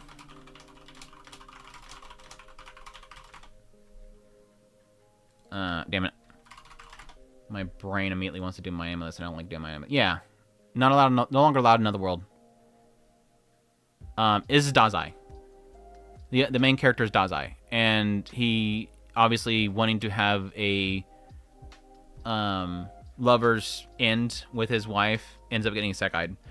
And his story is him really trying to die in this other world. So whenever you portray a Dazai character, he's always killing himself. And so when Dazai shows up and he's trying to end himself, I'm like, oh, that's the author. Or at least the character is based off the author. And then again, I seen Rampo pop up, and I'm like, okay, so these are authors. So yeah, I'm not going to claim that I know all these names. Just if you know authors' names, you're going to know these names. Is what I'm saying. Unless like you're a big bookworm in the UK, and a lot of them aren't really, or British, and they're not really showing up for you. No, it's long as hell, but Gintama is fantastic cast as well. Yeah. I have no doubts I'm gonna enjoy Gintama. Well, it's a comedy, so comedy's subjective. I can easily hate it. Was it late 2000 good for anime? Like 2000 and 2009? I think there was a few really good ones. I know that like in the early 2000s there was a few really like classic ones. Like I think Habana Renmei was in there somewhere, right? Yeah, Habana Renmei was here in 2002. Magical Shopping Arcade. We had the Gunslinger Girls, Azumanga Daioh. Yeah, 2005 onward. Arya. Yeah, Arya's a big one for a lot of people. Death Note, Code Geass, Bacano, Claymore, Clannad Voucher Story, Time of Eve, Toradora. Yeah, there's a bunch of really good ones in there. Spice and Wolf, Full Metal Alchemist Brotherhood. I thought Full Metal Alchemist Brotherhood was 2010. Yeah, I guess it started in 2009, huh? I think it ended in 2010, right? Yeah, because it ran for like freaking... it ran for like literally over a year. Of course.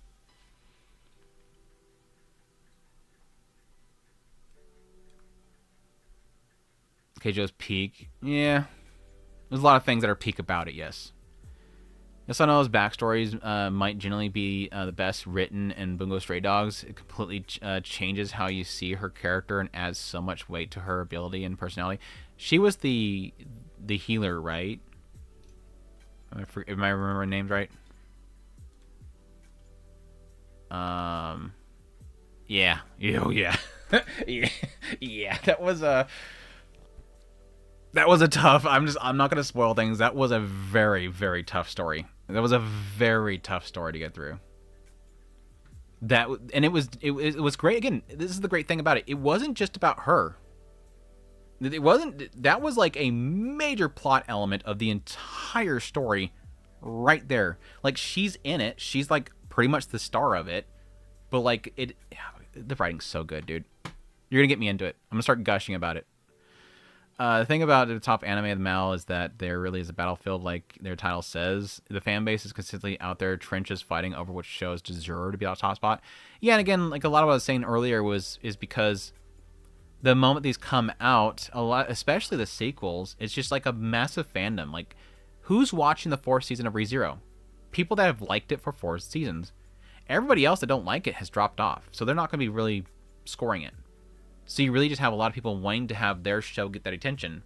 And then when you have an episode happen, like episode 11, which was really, really good episode, people want the world to know about it.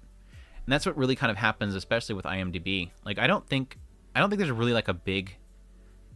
I don't think people really use IMDb in general, especially anime fans, but they're wanting the general public to know, so they're jumping on here and scoring stuff. I don't typically see like any oddball shows in here. It's just usually like the main popular ones that suddenly this show's on IMDb because everybody's going to IMDb for some reason to get the world to notice it, which I think is sort of a bad thing at the same time. Like, y'all worry about like normies and people getting involved in anime. Stop posting it on IMDb. Can we stop rating stuff on IMDb? Like the most normie of normie platforms? Fine. I think a lot of people just don't care about Mal, and so they want to put it on somewhere, I guess.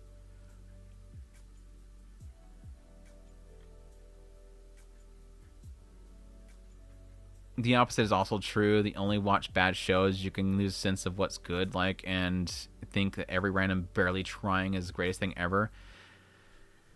Point taken. I think you can get. Yeah, I think it can kind of kill a lot of your desire to watch shows. I think it's a big part of it. Wasting your time trying to watch everything, and especially allowing yourself to consume a lot of bad shows, which I kind of got myself out of because I was wanting to watch like everything for the sake of covering everything, and I found at some point I physically can't anymore. I can't. Like it's impossible to keep up with all the shows. It's like 50 plus hours every week that you have to watch anime. I physically don't have time for it anymore. But I also think there's an element where you watch so much shows that eventually you start to kind of get sick of a lot of elements of anime. It's not necessarily bad things, like tropes, archetypes. I think a lot of people kind of get sick of archetypes from watching too many shows. They're not bad. Archetypes as a concept isn't bad. It's just when you consume too much of it, you get sick of it. Archetypes are familiar, and they're good that way. That's why we talked about several times before in the past about, especially on the podcast with me and Chris, about the idea that archetypes are sort of like a familiar thing that helps people get accustomed to a show and comfortable with characters very quickly. And then it's what they do with the archetypes after that that's important. If you do nothing with the archetypes afterwards, then it's bad writing. But if you take the archetypes and you evolve, Monogatari series. The Monogatari series technically they're all archetypes. There's the tsunderes, there's the yanderes, kuderes. But what he does with them after they are introduced, that's what makes his writing good. Technically, Nisio Uesun rips apart the archetypes, destroys them. Trask can be fun, yeah. That's some pretty tape. If I still had a VHS players, we could watch it right now, right? We'll have a VHS party. We'll all bring our 1 or 2 VHS that we have left and see if they actually function. Atsushi's writing is really compelling. His development from self-doubt and surviving as self-accepting feels natural and consistent. Not the flashiest MC, but very well written. 9 out of 10. Yeah. I don't blame people for liking those characters. I just... in the wake of all the other characters, I don't find them that interesting.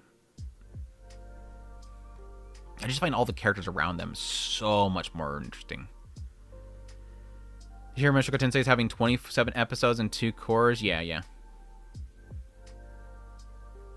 I've read No Longer Human because I'm planning to.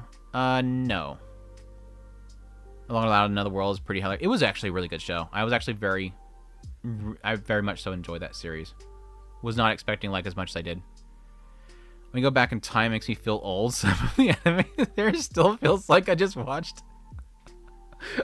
I'm glad I could help you have a midlife crisis. I'm glad I could help you that. For me, 2016 might be my best year. At least 12 favorite shows. I do not count Thunderbolt Fantasy too. Thunderbolt Fantasy was really good too. Jinrobuchi, for those who don't know, did that one. Jinrobuchi, who did Madoka Magica, Fate Zero. He went off to China, apparently found a bunch of Chinese doll makers and turned it into some crazy, gory puppet show. It's actually really good. Andrew Katanama's comedy is very much self-referential to Japanese culture and other animes. Yeah, I've heard it's very parody-driven. Serious arcs hit like a damn freight train when they do. Having watched your stuff for long, I think you'll like it. Nice. Fishy, what's going on? Welcome to stream. No Journal with Witch on IMDb? Yeah, doubt it. Not enough people watching it. I think studios should look at remaking 90s to 80s anime if they run out of ideas. Imagine how... they're technically doing that right now, right? It feels like literally at least every other season we're getting a remake. And very good budget and quality remakes. They're doing all of Rumino Takahashi stuff.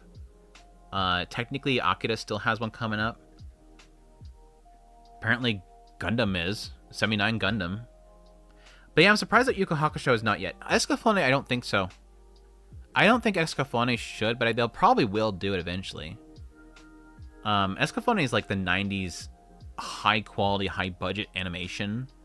But I can see them doing it. I mean, they're doing Ghost in the Shell. Technically, Ghost in the Shell was a movie and not based on... It was loosely based on the manga. So it deserved to have a remake, or at least a functional adaptation. But yeah. Is this pre-recorded? No. Sadly, no. I never get bored of Banished from a Hero's Party animes, Power Fantasies. Yeah, I'm kind of getting there. Get tired of people online which compare all anime to blank top-rated anime. You've set a bar way too high. Nothing will reach that. I don't compare every single show to the best. You'll never be happy. I think it's good to reference it, to give a standard, or at least a reference in some way for some people to bounce off of. But when you spend too much time on it, yeah, I understand that. If I want to talk about a show and I think there is a similar show to it, I can go, it's kind of similar to this in a way. But to say that you shouldn't watch it because it's not that good, that's a little silly. I have had times where I kind of want to, I do say, and I don't feel that bad about it, saying I would rather you to suggest watch this if you haven't watched it yet. But not to say you don't have to watch it or you shouldn't watch it.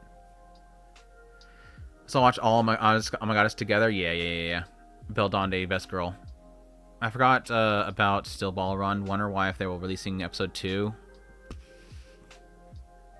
Fall 2023 is one of the strongest seasons. Fall 2023? What's the best way to do that? I could do any chart. Let's do fall 23.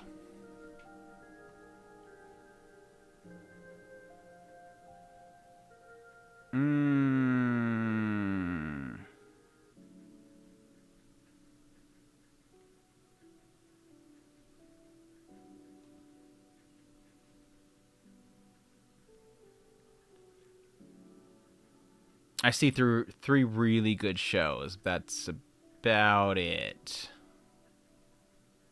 Overtake was really good. So going from the top here.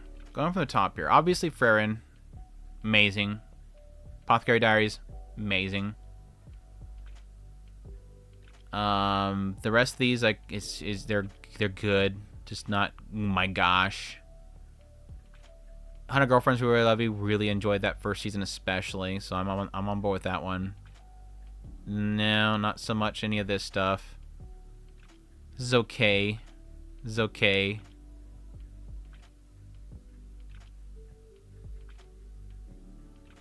Megan Dally was really much more entertaining than I thought it would be.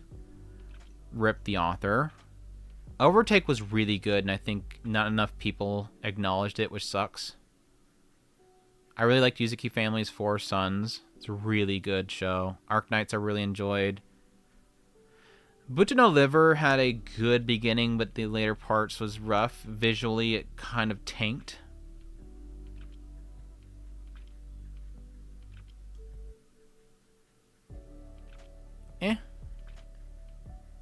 Dark Gathering was really good, too. Helk unfortunately died. A cruel, gruesome death. Helk had a really good beginning. Really liked the first part of it, but it turned into something I didn't really care much for. I think summer 2025 goes down as probably one of the craziest single seasons in a long time for me. We also getting more Ghost in the Shell. I think it's a reboot. Yeah, it's not a reboot. It's just a more authentic telling of the manga, an adaptation of the manga. Slam Dunk remake. Interesting. Ghost in the Shell is actually from the manga. It will be better. Yeah. It's gotta be different. Because like the Ghost in the Shell that we got with the movie was very like, you know, action, cybernetics. I mean, technically the original one is. It's the Ghost in the Shell. That's what the title is. But it was much more serious, whereas the manga is much more goofy. I mean, you can see it in the PV. The PV is very goofy in a lot of regards.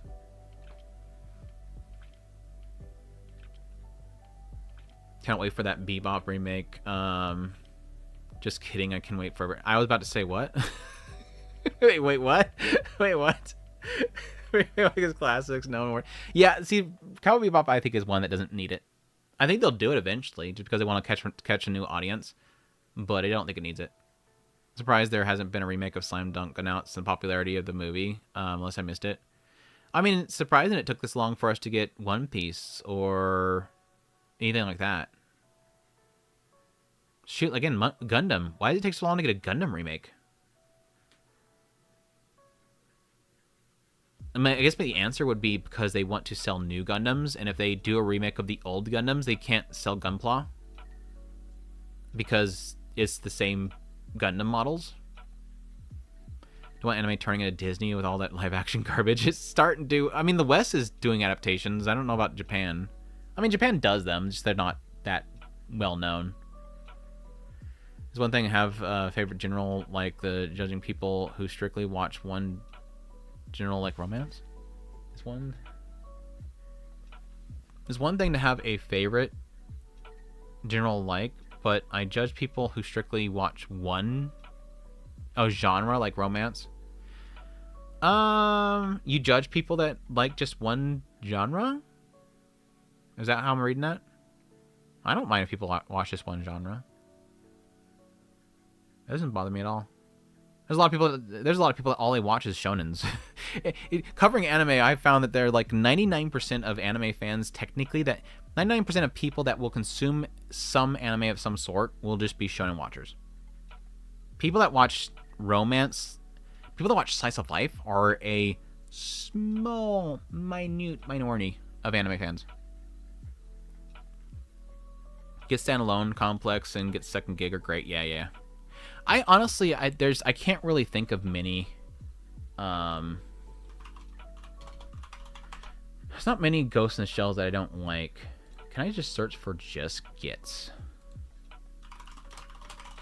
I guess just the Ghost in the Shell list will be good. Yeah, the original movie was phenomenal. Highly recommend it. Standalone Complex are really good. 2045 was good. I even liked the Rise. I wasn't like a massive fan of the Rise, but there was a lot of a Rise that I liked.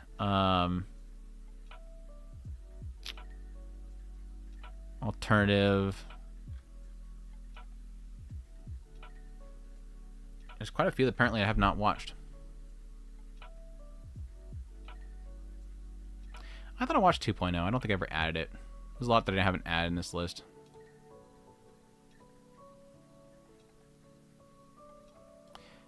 Did not watch this one, question mark. I have to go back and check. There was a period of time where I was watching a lot of Ghost in the Shell, and I don't know that I added them to my list. Because there was a bot on Funimation at some point, and I was just hitting them all.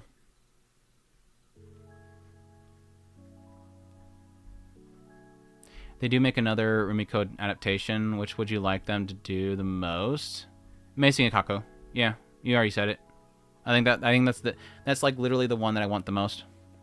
Because it's literally one of my favorites. You know where you can see Oh My Goddess Season 1 these days? Nowhere seems to stream it in America. It used to be on... It was on Funimation, I think, question mark? But that was a long time ago, and it's long gone by this point, I think.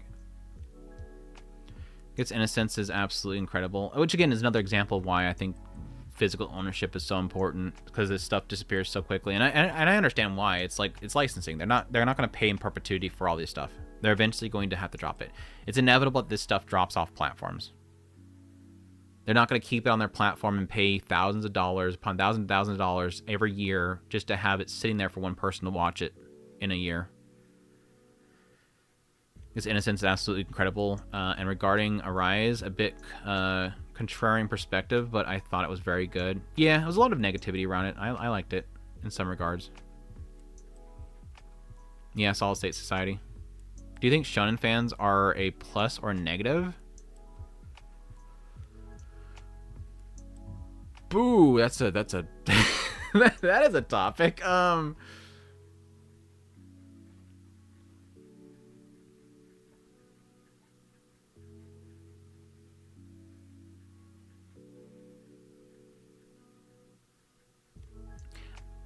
The best way that I can answer that question is to say I think the industry's reliance on it is negative. There's nothing wrong with shonen fans. I was a shonen fan for the longest time. When I grew up, all I watched was mostly Dragon Ball. I loved Dragon Ball. I loved Naruto when it came out. I loved My Hero Academia when it came out. I've fallen out of love of shonen, honestly. Like I every time one pops up, I can't get into them anymore, unfortunately. I'm very clear about that when I talk about most shonens, even like My Hero Academia with its final seasons. Everybody's like super happy about it suddenly again. Everybody hated My Hero Academia, and then the final season comes out and everybody loves it suddenly again. It didn't recapture me with that final season. I think because I fell out of love of this whole like the hero having to go after the rival character to save them in the end story. I'm tired of it. But there's nothing wrong with shonen. Demon Slayer is a really incredible series. I like a lot about Demon Slayer. I think the society's or the industry's reliance on it is where it gets troublesome, because I think nothing else really matters except for the shonens, and when the shonens aren't around, the industry starts to have problems. Mark my words, when Demon Slayer finally ends, we're going to see quite a bit of that money fluctuating into the industry really die quickly, because that injection of insane amounts of money in theaters is not going to be there. Strong River, thank you so much for the super. I hope you're doing well. Thank you. I appreciate it. Even JJK and Chainsaw Man? Yeah, because even JJK, I enjoyed the last season a lot. I really enjoy Chainsaw Man. There's a lot of stuff that's technically... The other problem is I think you have to consider that shonen itself isn't really... Shonen's a demographic, obviously. That's my argument every single time. Shonen is a demographic. It's not a style anymore. When people think shonen, they think Naruto, Dragon Ball Z, Jujutsu Kaisen, action battlers is what they think when they hear shonen. But shonen technically is a demographic, and most people reference it as Shonen Jump. And Shonen Jump itself is not just battlers. We have it this season. Akane Banashi is technically a shonen. It's in Shonen Jump. So it doesn't necessarily mean it has to be shonen battlers. It's just a demographic of young boys. Something that's appealing to them. In that regard, it's troublesome just because they're often very simple stories. In a lot of cases, they're really good, but in a lot of cases, they're very simple stories. And I think that can sort of, if those simple stories are the most popular, it doesn't leave itself open for a lot of more compelling stories to be wrote. I think JJK and Chainsaw Man does technically get into some very deep and thoughtful questions, but I think for a majority of a lot of shonens, they're very simple stories. Bad guy does something bad, good guy has to save them, get stronger, save everybody because the wellness of mankind.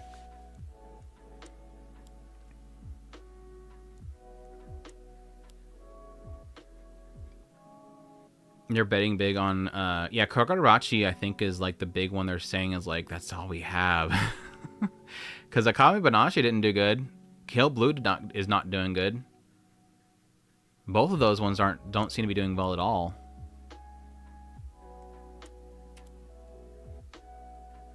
I mean, Kagurachi looks good. I haven't read any of it. I'm hoping it's good. Obviously, they're really trying to drag out Demon Slayer. They're trying to stick to theaters because that's where they can make the most money out of it as possible. Shonen Seinen, Geika, they're a great series in each category. Yeah, I have a lot of really stuff in Seinen. I really love Seinen. As a slice of life enthusiast, there are dozens of us. Yes, there's like you, me, us too. We're getting there. I'm sad how much slice of life is underappreciated, because as you can see with my list, I have a lot of slice of life that I really love. It's unfortunately Anime fandoms don't agree with me, unfortunately, in a lot of regards.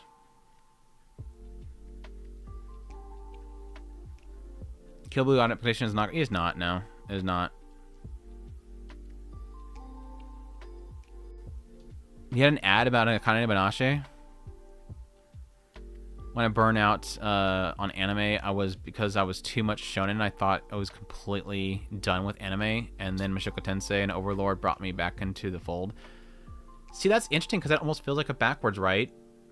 Like I guess you were consuming too much shonen, and at some point you got sick of it, and you kind of walked away from anime before realizing there was something more than just shonen. Because for me, it's like I want to consume as much stuff as possible and try out everything, but I'm getting to this point now where like shonen battlers, even sports types of shows are just not working for me. Case in point, right now with the current season, Akane Banashi. Akane Banashi I wanted to really like, and it feels too sports shonen. So it's not, this isn't like a Rakugo performer Shogun Roku Rakugo Shinju that I was hoping it would be. The first episode feels like that, but very quickly it shifts into, okay, here's her next competition. Okay, here's the next competition. Here's her next competition that she goes against. Here's the quick one episode recap about what this person's driving force is, and this is their special power when it comes to their Rakugo. It's not about the performance. It's about like special techniques and who will come out on top, and the competition is everything. It's a shonen sports show. Sports, I want some new Mahjong, Shogi, and Go anime personally.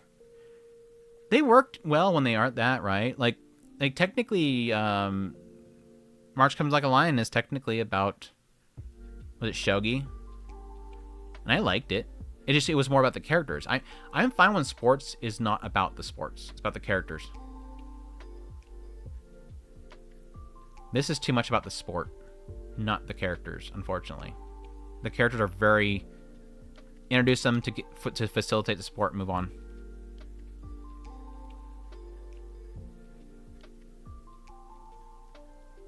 Let me go back here. Bakuman is one of my favorite shonens. It has no battles. How do you think Azumanga Daioh compares to Nishisho and City the Animation? Did you hear that? You don't hear much about it. Azumanga Daioh is probably my second favorite out of those. I love Nishisho the most, but Azumanga Daioh was really good too. I think a lot of people kind of avoid Azumanga Daioh because it's sort of outshined by Nishisho, and there's some questionable aspects in it. A lot of people don't like the teacher. A lot of people do not like the teacher in Azumanga Daioh. Ryuzox was amazing last year. It was, yes. Top 3 slice of life anime for me is Akabe Sailor Uniform, Do It Yourself, and the one with the Death Girl. Death Girl, I'm guessing Silent Voice? Question mark. That's some good ones. Frieren is one, and no way replicates. Frieren is one of one, no way they replicate something like that. I mean, they're trying to, I think, with not Akabe Sailor Uniform, with Witch Hat Atelier. It feels like I feel like there's a nice new age of like fantasy. My gosh, dude, that you scare me every time you do that. Thanks for the stream streak. The red from the stream streak is scary, dude. It's like is my stream dying? Am I getting banned? It's like if for some reason the notification has to be red. I still need to watch Chiayo Furu. I have it up here, like right here, legit. I need to watch it. Gotta run. Take care, church. Yukari, I assume. They want there to be responsible. What are my best slice of lives that I have up there? I'm gonna have too many tabs. When I get too many tabs that I decide just open up a new tab just to get around it.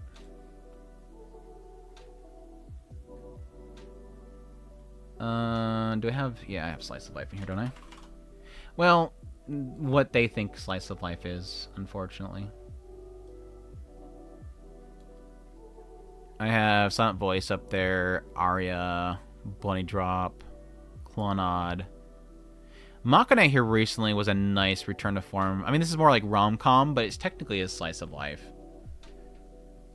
Like, more pure slice of life comes into things like March Coming Like a Lion. Like, this is like the first really pure slice of life right here. Yuzuki Family's Four Sons is really, really good. Wolf Children's is amazing. Lull in the Sea was really good. One of those really nice PA Works titles from before PA Works. Well, it's about when PA Works was starting to get really big. Kevin Stanley uniform right there, yeah.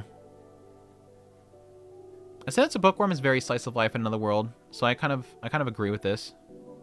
Apocalypse Hotel is very slice of life sci-fi. Supernatural sci-fi with Call of the Night. Flying Witch is a very pure slice of life. Has a fantasy element to it, but I really love it too. Fruits Basket, obviously. Habana Renmei is a very interesting one to call slice of life, honestly.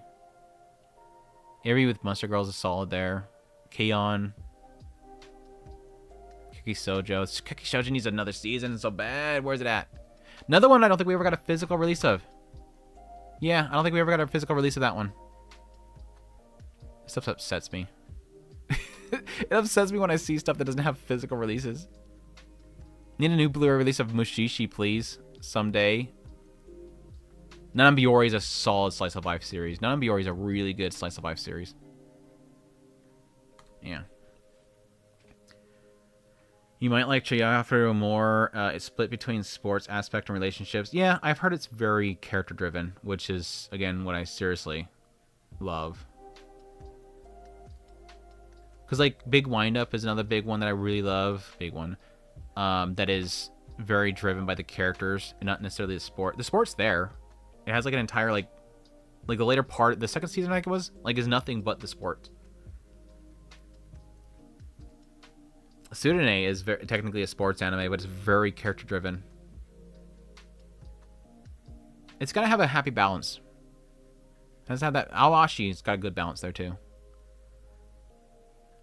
I don't want to be inundated with, like, episode upon episode of I need to overcome this. Can I overcome it? Will he ever overcome it? Or introducing characters every single episode just for them to fail. I hate tournaments where introduce character that's going to be up against the main character, tell their very quick backstory, and then they beat him. That formula is so annoying. And again, Akane Banashi is doing it. Introduce character. This is their driving force, their power. Will they win? I don't care.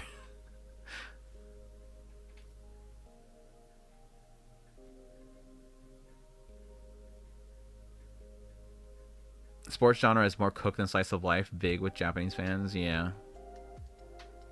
Oh, the one with kids, something colors. Mitsubishi Colors, yeah. It's a fun one. Yeah, I really like Mitsubishi Colors. Really fun show. Is Machina a rom-com? Slice of life, definitely. You could argue that it's more like life after rom-coms. That's the joke, is that, yes, it's a show where the girl loses. The heroine always loses. The concept there is that he's gathering all of the leftovers, basically. It's about each one of their stories of failures. But they're coming to him. Why I call it rom-com is because it's mostly comedy-based, and they're coming to him with that romance. Romance, comedy. That's what rom-com is.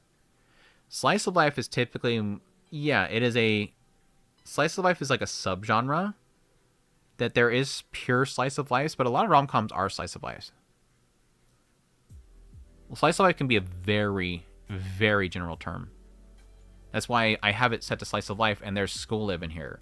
There's romance series in here. There's rom-coms in here, like Toradora. There's sci-fi series in here. There's a sports... Well, Beck's very slice of life.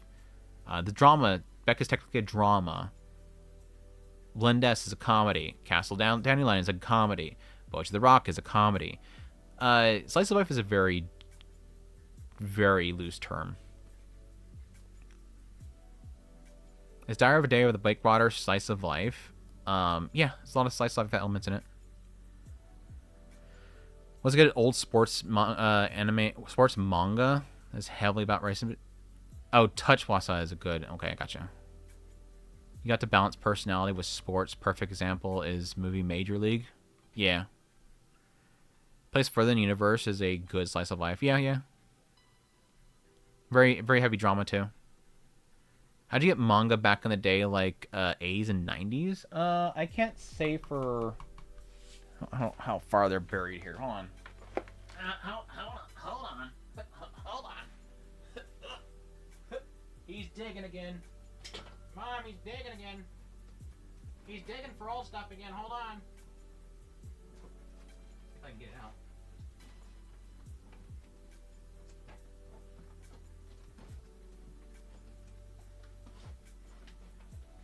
I think it's this one.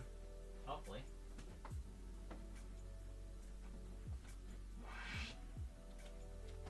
It is.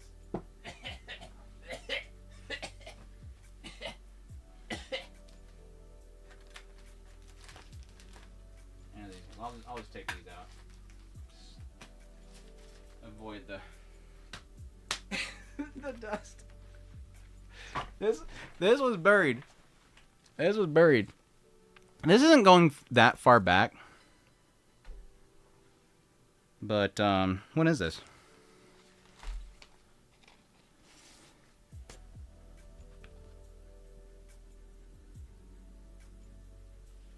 This is Viz.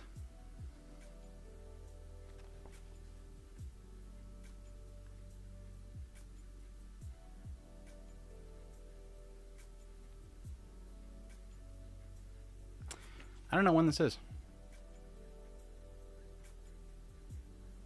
This is my oldest manga that I have. It's Tenchi Muyo. No need for Tenchi. I don't know when this is, though. But yeah, they used to sell these in single chapters. Single chapters back in the day. 1996. This is 1996. Yeah, this is 1996. Again, something else I got from my friend. My friend had all this stuff, and I didn't. So I just got it from him most of the time. Whenever I said that I really liked something, he would do a deal with me. No need for Tenchi. And it's just like a single chapter. Very quick. Not a whole volume. Holy crap, it's been a long time. Touching with my finger. Yeah, that is true. This is Rama 1/2. Part 1 of 5. This one's still in the original wrap.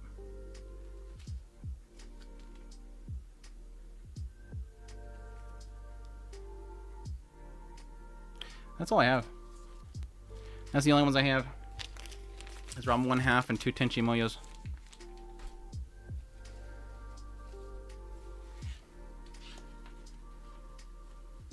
Yeah, I'm preserving them for the most part, but like they're not mint or anything. It's not like I care that much about keeping them not being touched. Get them signed. It would be cool to get them signed. Get Rumito Takahashi to sign one of them. The Ranma. Take him down to a convention and get him signed. That'd be cool. But yeah, that's how you got them. You used to go to the comic store and Viz Comics would release them. I think they're both Viz Comics, right? Yeah, Viz Comics. They were sold right alongside, like, you know, all the Spider-Man and everything.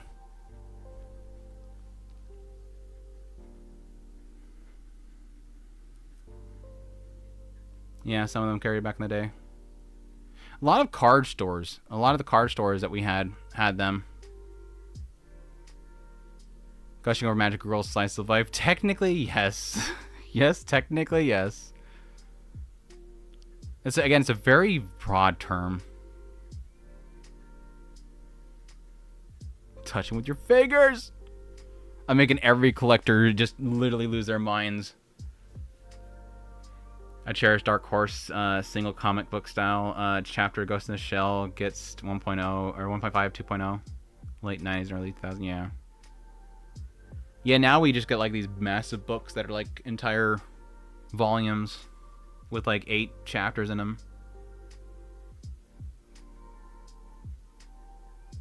Also rank Akane shampoo. Shut up and get out of here, Delit. You put anything above shampoo and you're just immediately banned. Get out of here. It was nice knowing you. Appreciate you for your 7 stream streak. Now get the hell out. Dare you badmouth my shampoo? How dare you second place best girl? They're not allowed to have different opinions up in here. Eromanga Sensei is the greatest slice of life ever made. Absolutely genre-defining masterpiece. Kidding. Yeah. Except Spider-Man was 99 cents and Viz was like 3. Yeah, these are expensive. Understandable, again, because you have licensing, you have translation, you have all that stuff. Didn't I say $3 or something like that? Yeah, $3.25 back in the 90s is a lot of money, dude. $3.25 back in the 90s was a lot of money. That was a lot of money back then. That was like equivalent to like, what, 15 bucks? What is that? Let me see. I'll just have ChatGPT do it.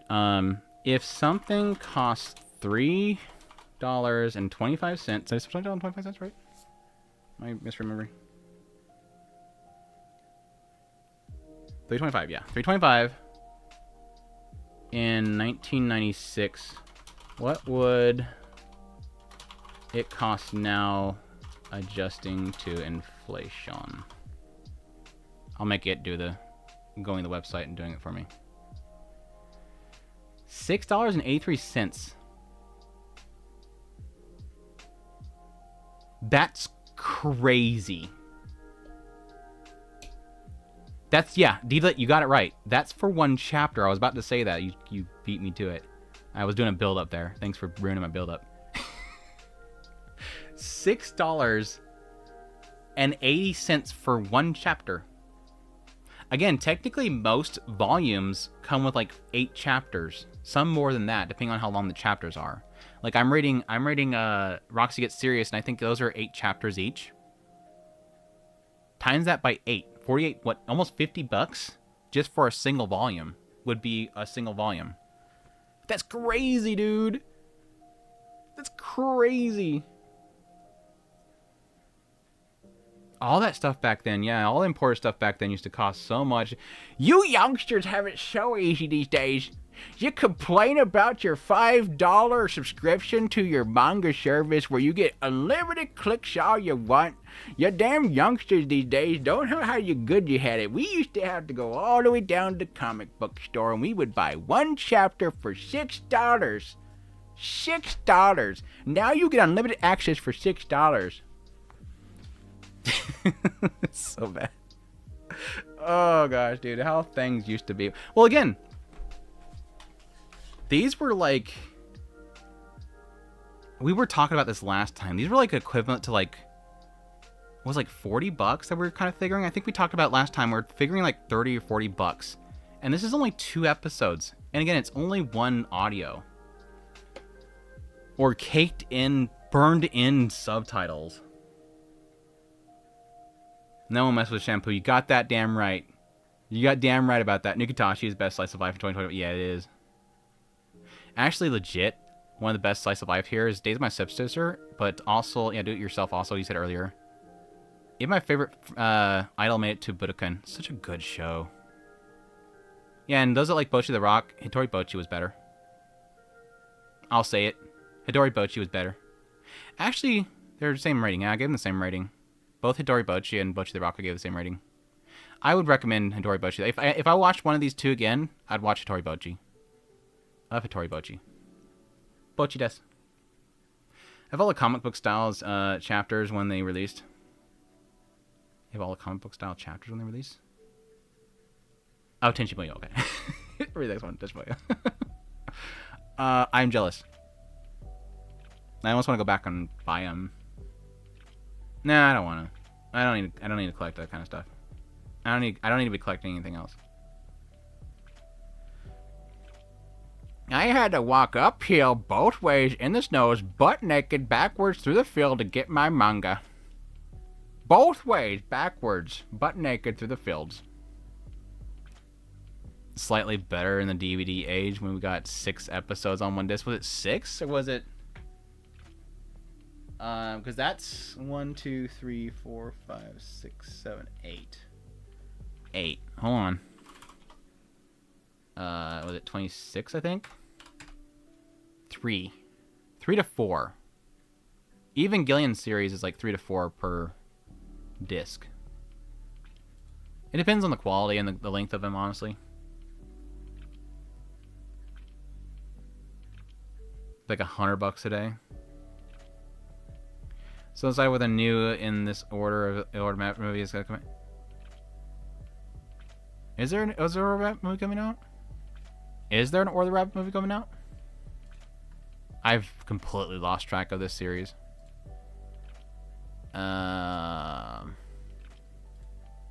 Bloom. Oh, We Are Family. Is that it? Yes. Is it this year? Doesn't say year. Back in the day, you had to go to 7-Eleven, buy more from a spam kit. Forget the story. No. If you wanted prawn, you knew which one. You went to your friend's house, and it was under their parents' bed. We all know it was at that one dude's house. His dad had it, and it was under his mattress. We all know where it's at. We know that house. We know that friend. And we know that mattress. That's where you got it from. And no, you didn't read the articles. You didn't read the articles. You just got that damn magazine. You're good.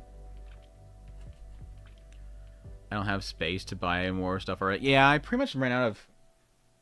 I stopped with figures for the most part because of footprint. And one, I just want to manage my money a little more now because I don't have massive disposable income anymore like I used to. But it's a lot to do with footprint.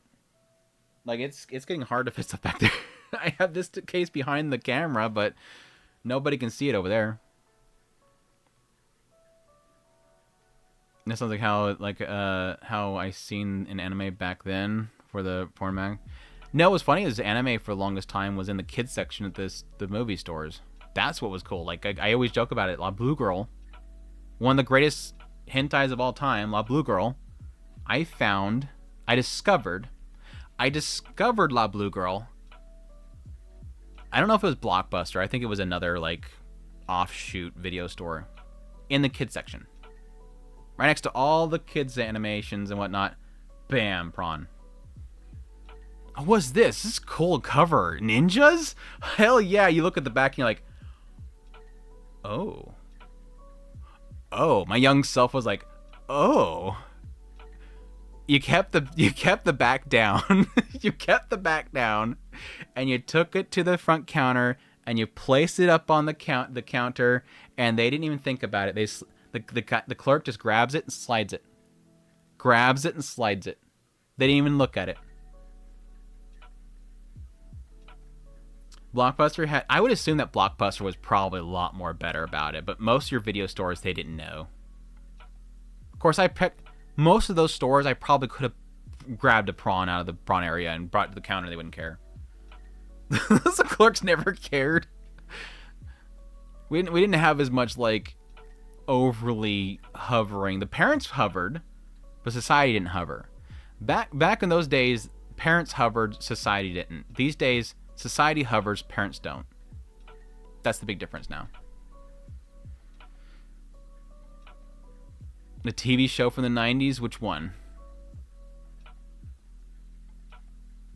All I have is Black Lagoon manga up to current and a couple of Shinkai Mirai to Mirai Blu-rays. Nice. It's good ones. I got Blah Blue Girl from Suncoast at the mail.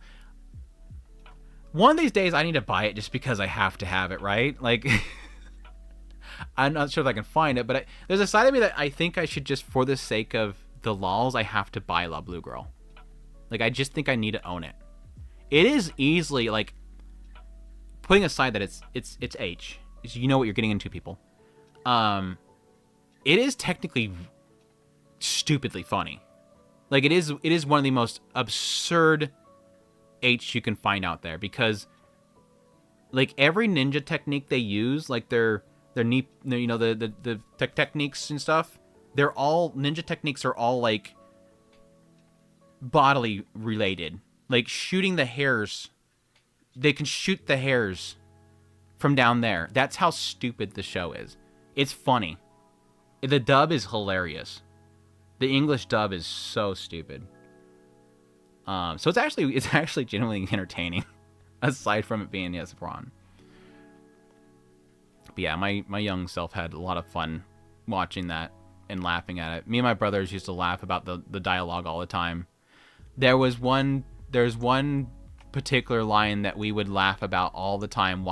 We would legit walk to school laughing about that line, and that was, what exactly does he say? Something to the effect of, face my roots of lust.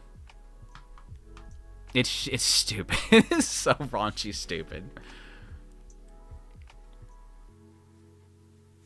To have Uro Tsukidoji? No. Doju? No. It is stupid. I thought it was just another anime, but maybe with some more nudity like Gits. Yo, it's legit. I mean, it was like, what, a scene per episode? Like, it was legit trying to make a story. Like, it's not like these days in most age where it's just about the banging. It was legitimately telling a story. As dumb as it was. Ninjas and demons, if I remember correctly, all fighting for supremacy. Like ninja clans and crap. Because I think the ninjas were fighting the demons. And the demons were rising up and killing all the ninjas or something like that. So an age you saw... what age I saw the Blue Girls? Like...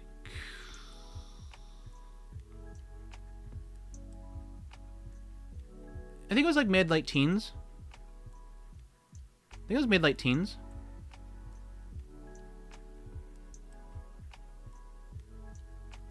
It may have been when I was 20. No, maybe the later ones was.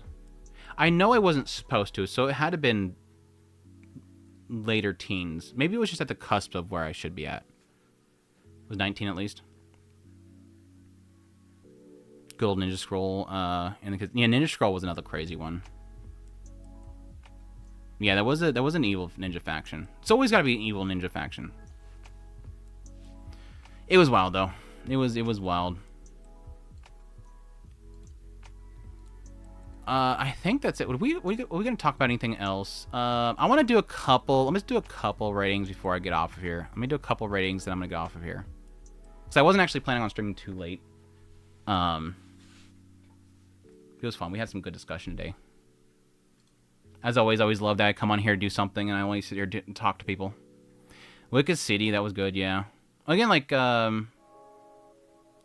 legitimately do like having adult content, at least in good storytelling.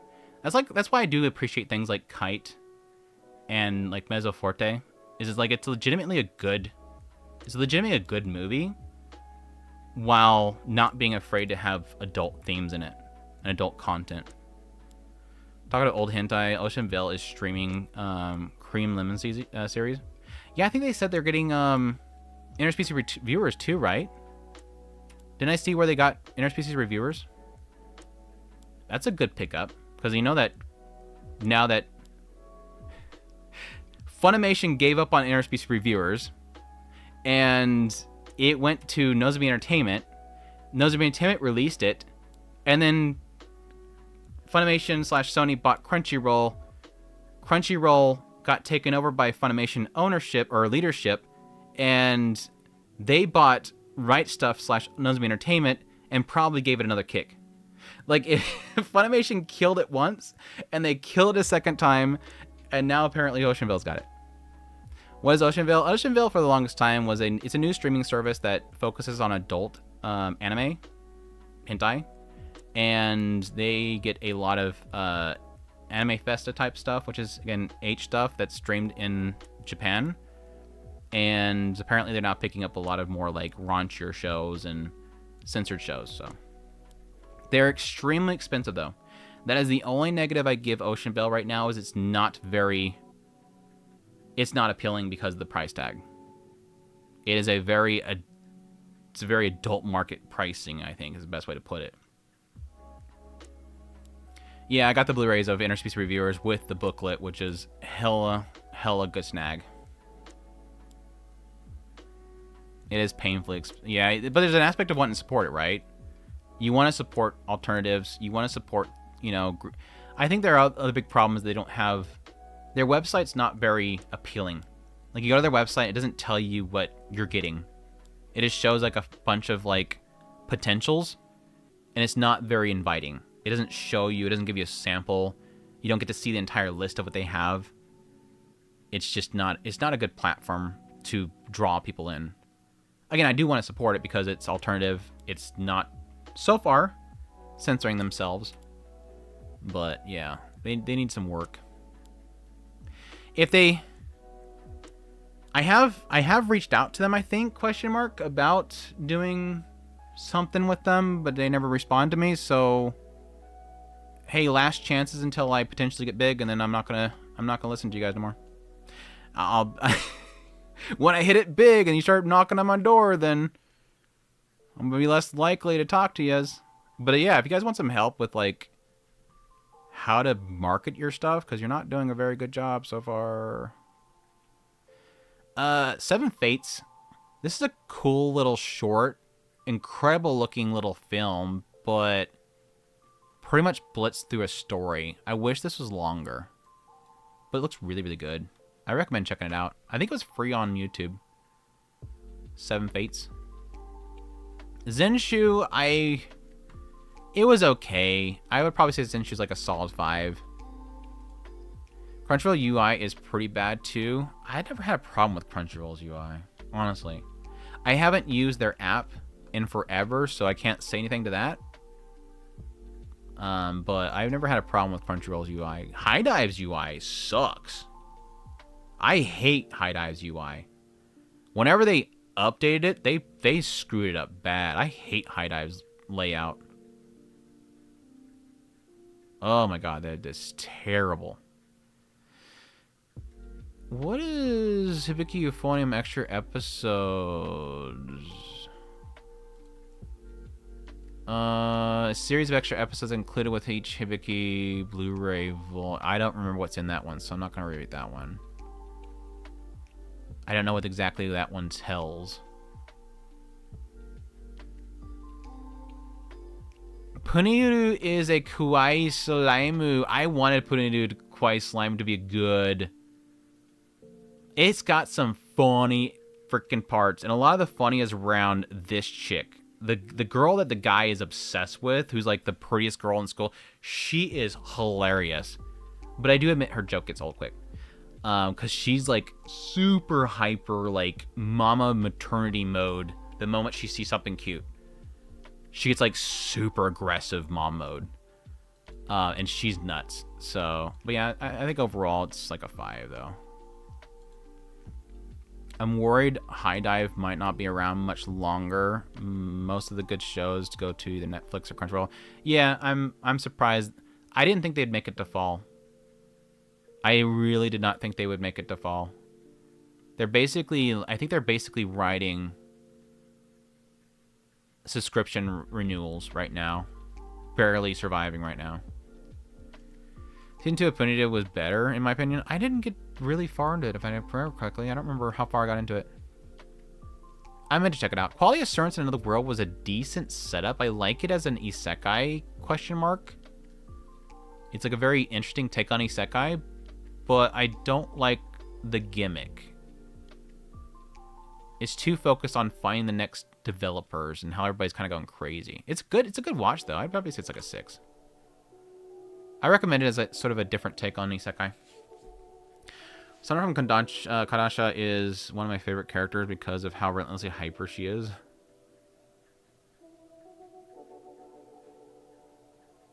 Kodacha. I remember there was a streaming service called Retro Crush. Whatever happened to it? It's still there. Well, Retro Crush is on YouTube, and they do like older anime. If you look at Twitch, they have a 24-hour streaming service. But Retro Crush themselves is a publisher, and they get a lot of older titles, like Yu-Gi-Oh and stuff like that. So you can buy anime from them, or you can watch their 24-hour Twitch stream if it's actually running, because half the time their player messes up and it just streams a blank screen. But I think most of their stuff was on YouTube too. I hate how QA anime ended up a major cliffhanger. Oh, Quality Assurance anime ended up with a cliffhanger. Yeah, it did. It was not a good ending. It wasn't a good later part. Sakana Rice and Ruins, it's okay. It's like a 4. It's not terrible. It wasn't a great series. It's a lot to do with like the individuals and how selfish they are and learning to work with each other. And a more selfish goddess trying to figure out how to work with everybody.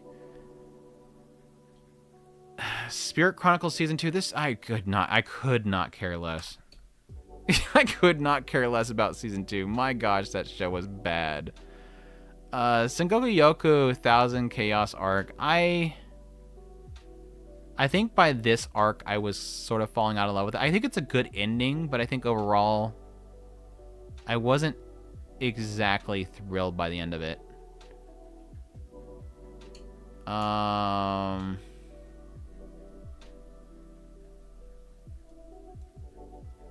5. I think Planet With was probably his best work, and I think everything else has been just okay works. I didn't finish Biscuit Hammer, because that adaptation was horrible. Sengoku Yoko was a lot better adaptation, but the later parts gets very muddy.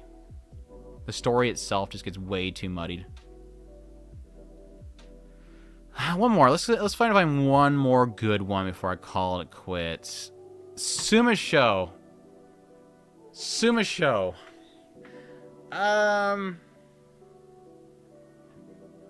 My wife is in middle school. Sumisho.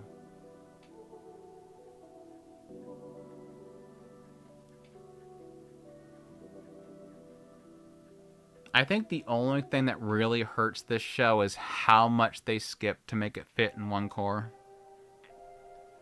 It is a product of only getting a single core and trying to finish it. It had a massive potential. I love the early parts of it. It made me cry so freaking much. I think in the end, it's a good ending.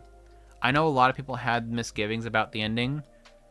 But I still think it's a really solid ending for it. I think that the only really kind of skip parts that really hurts the most is really around, like, there was a whole segment where she goes and sees her mother, which I thought would have been really good to have in the show. There's a lot of really good, powerful moments they skipped. Because I read the manga alongside of it, by the way, for those that don't know. What did I end up putting Sumisho on my list?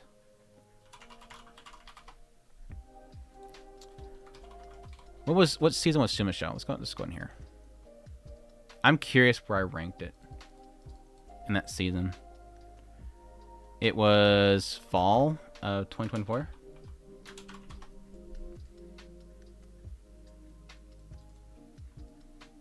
I'm gonna assume that it was probably 3rd.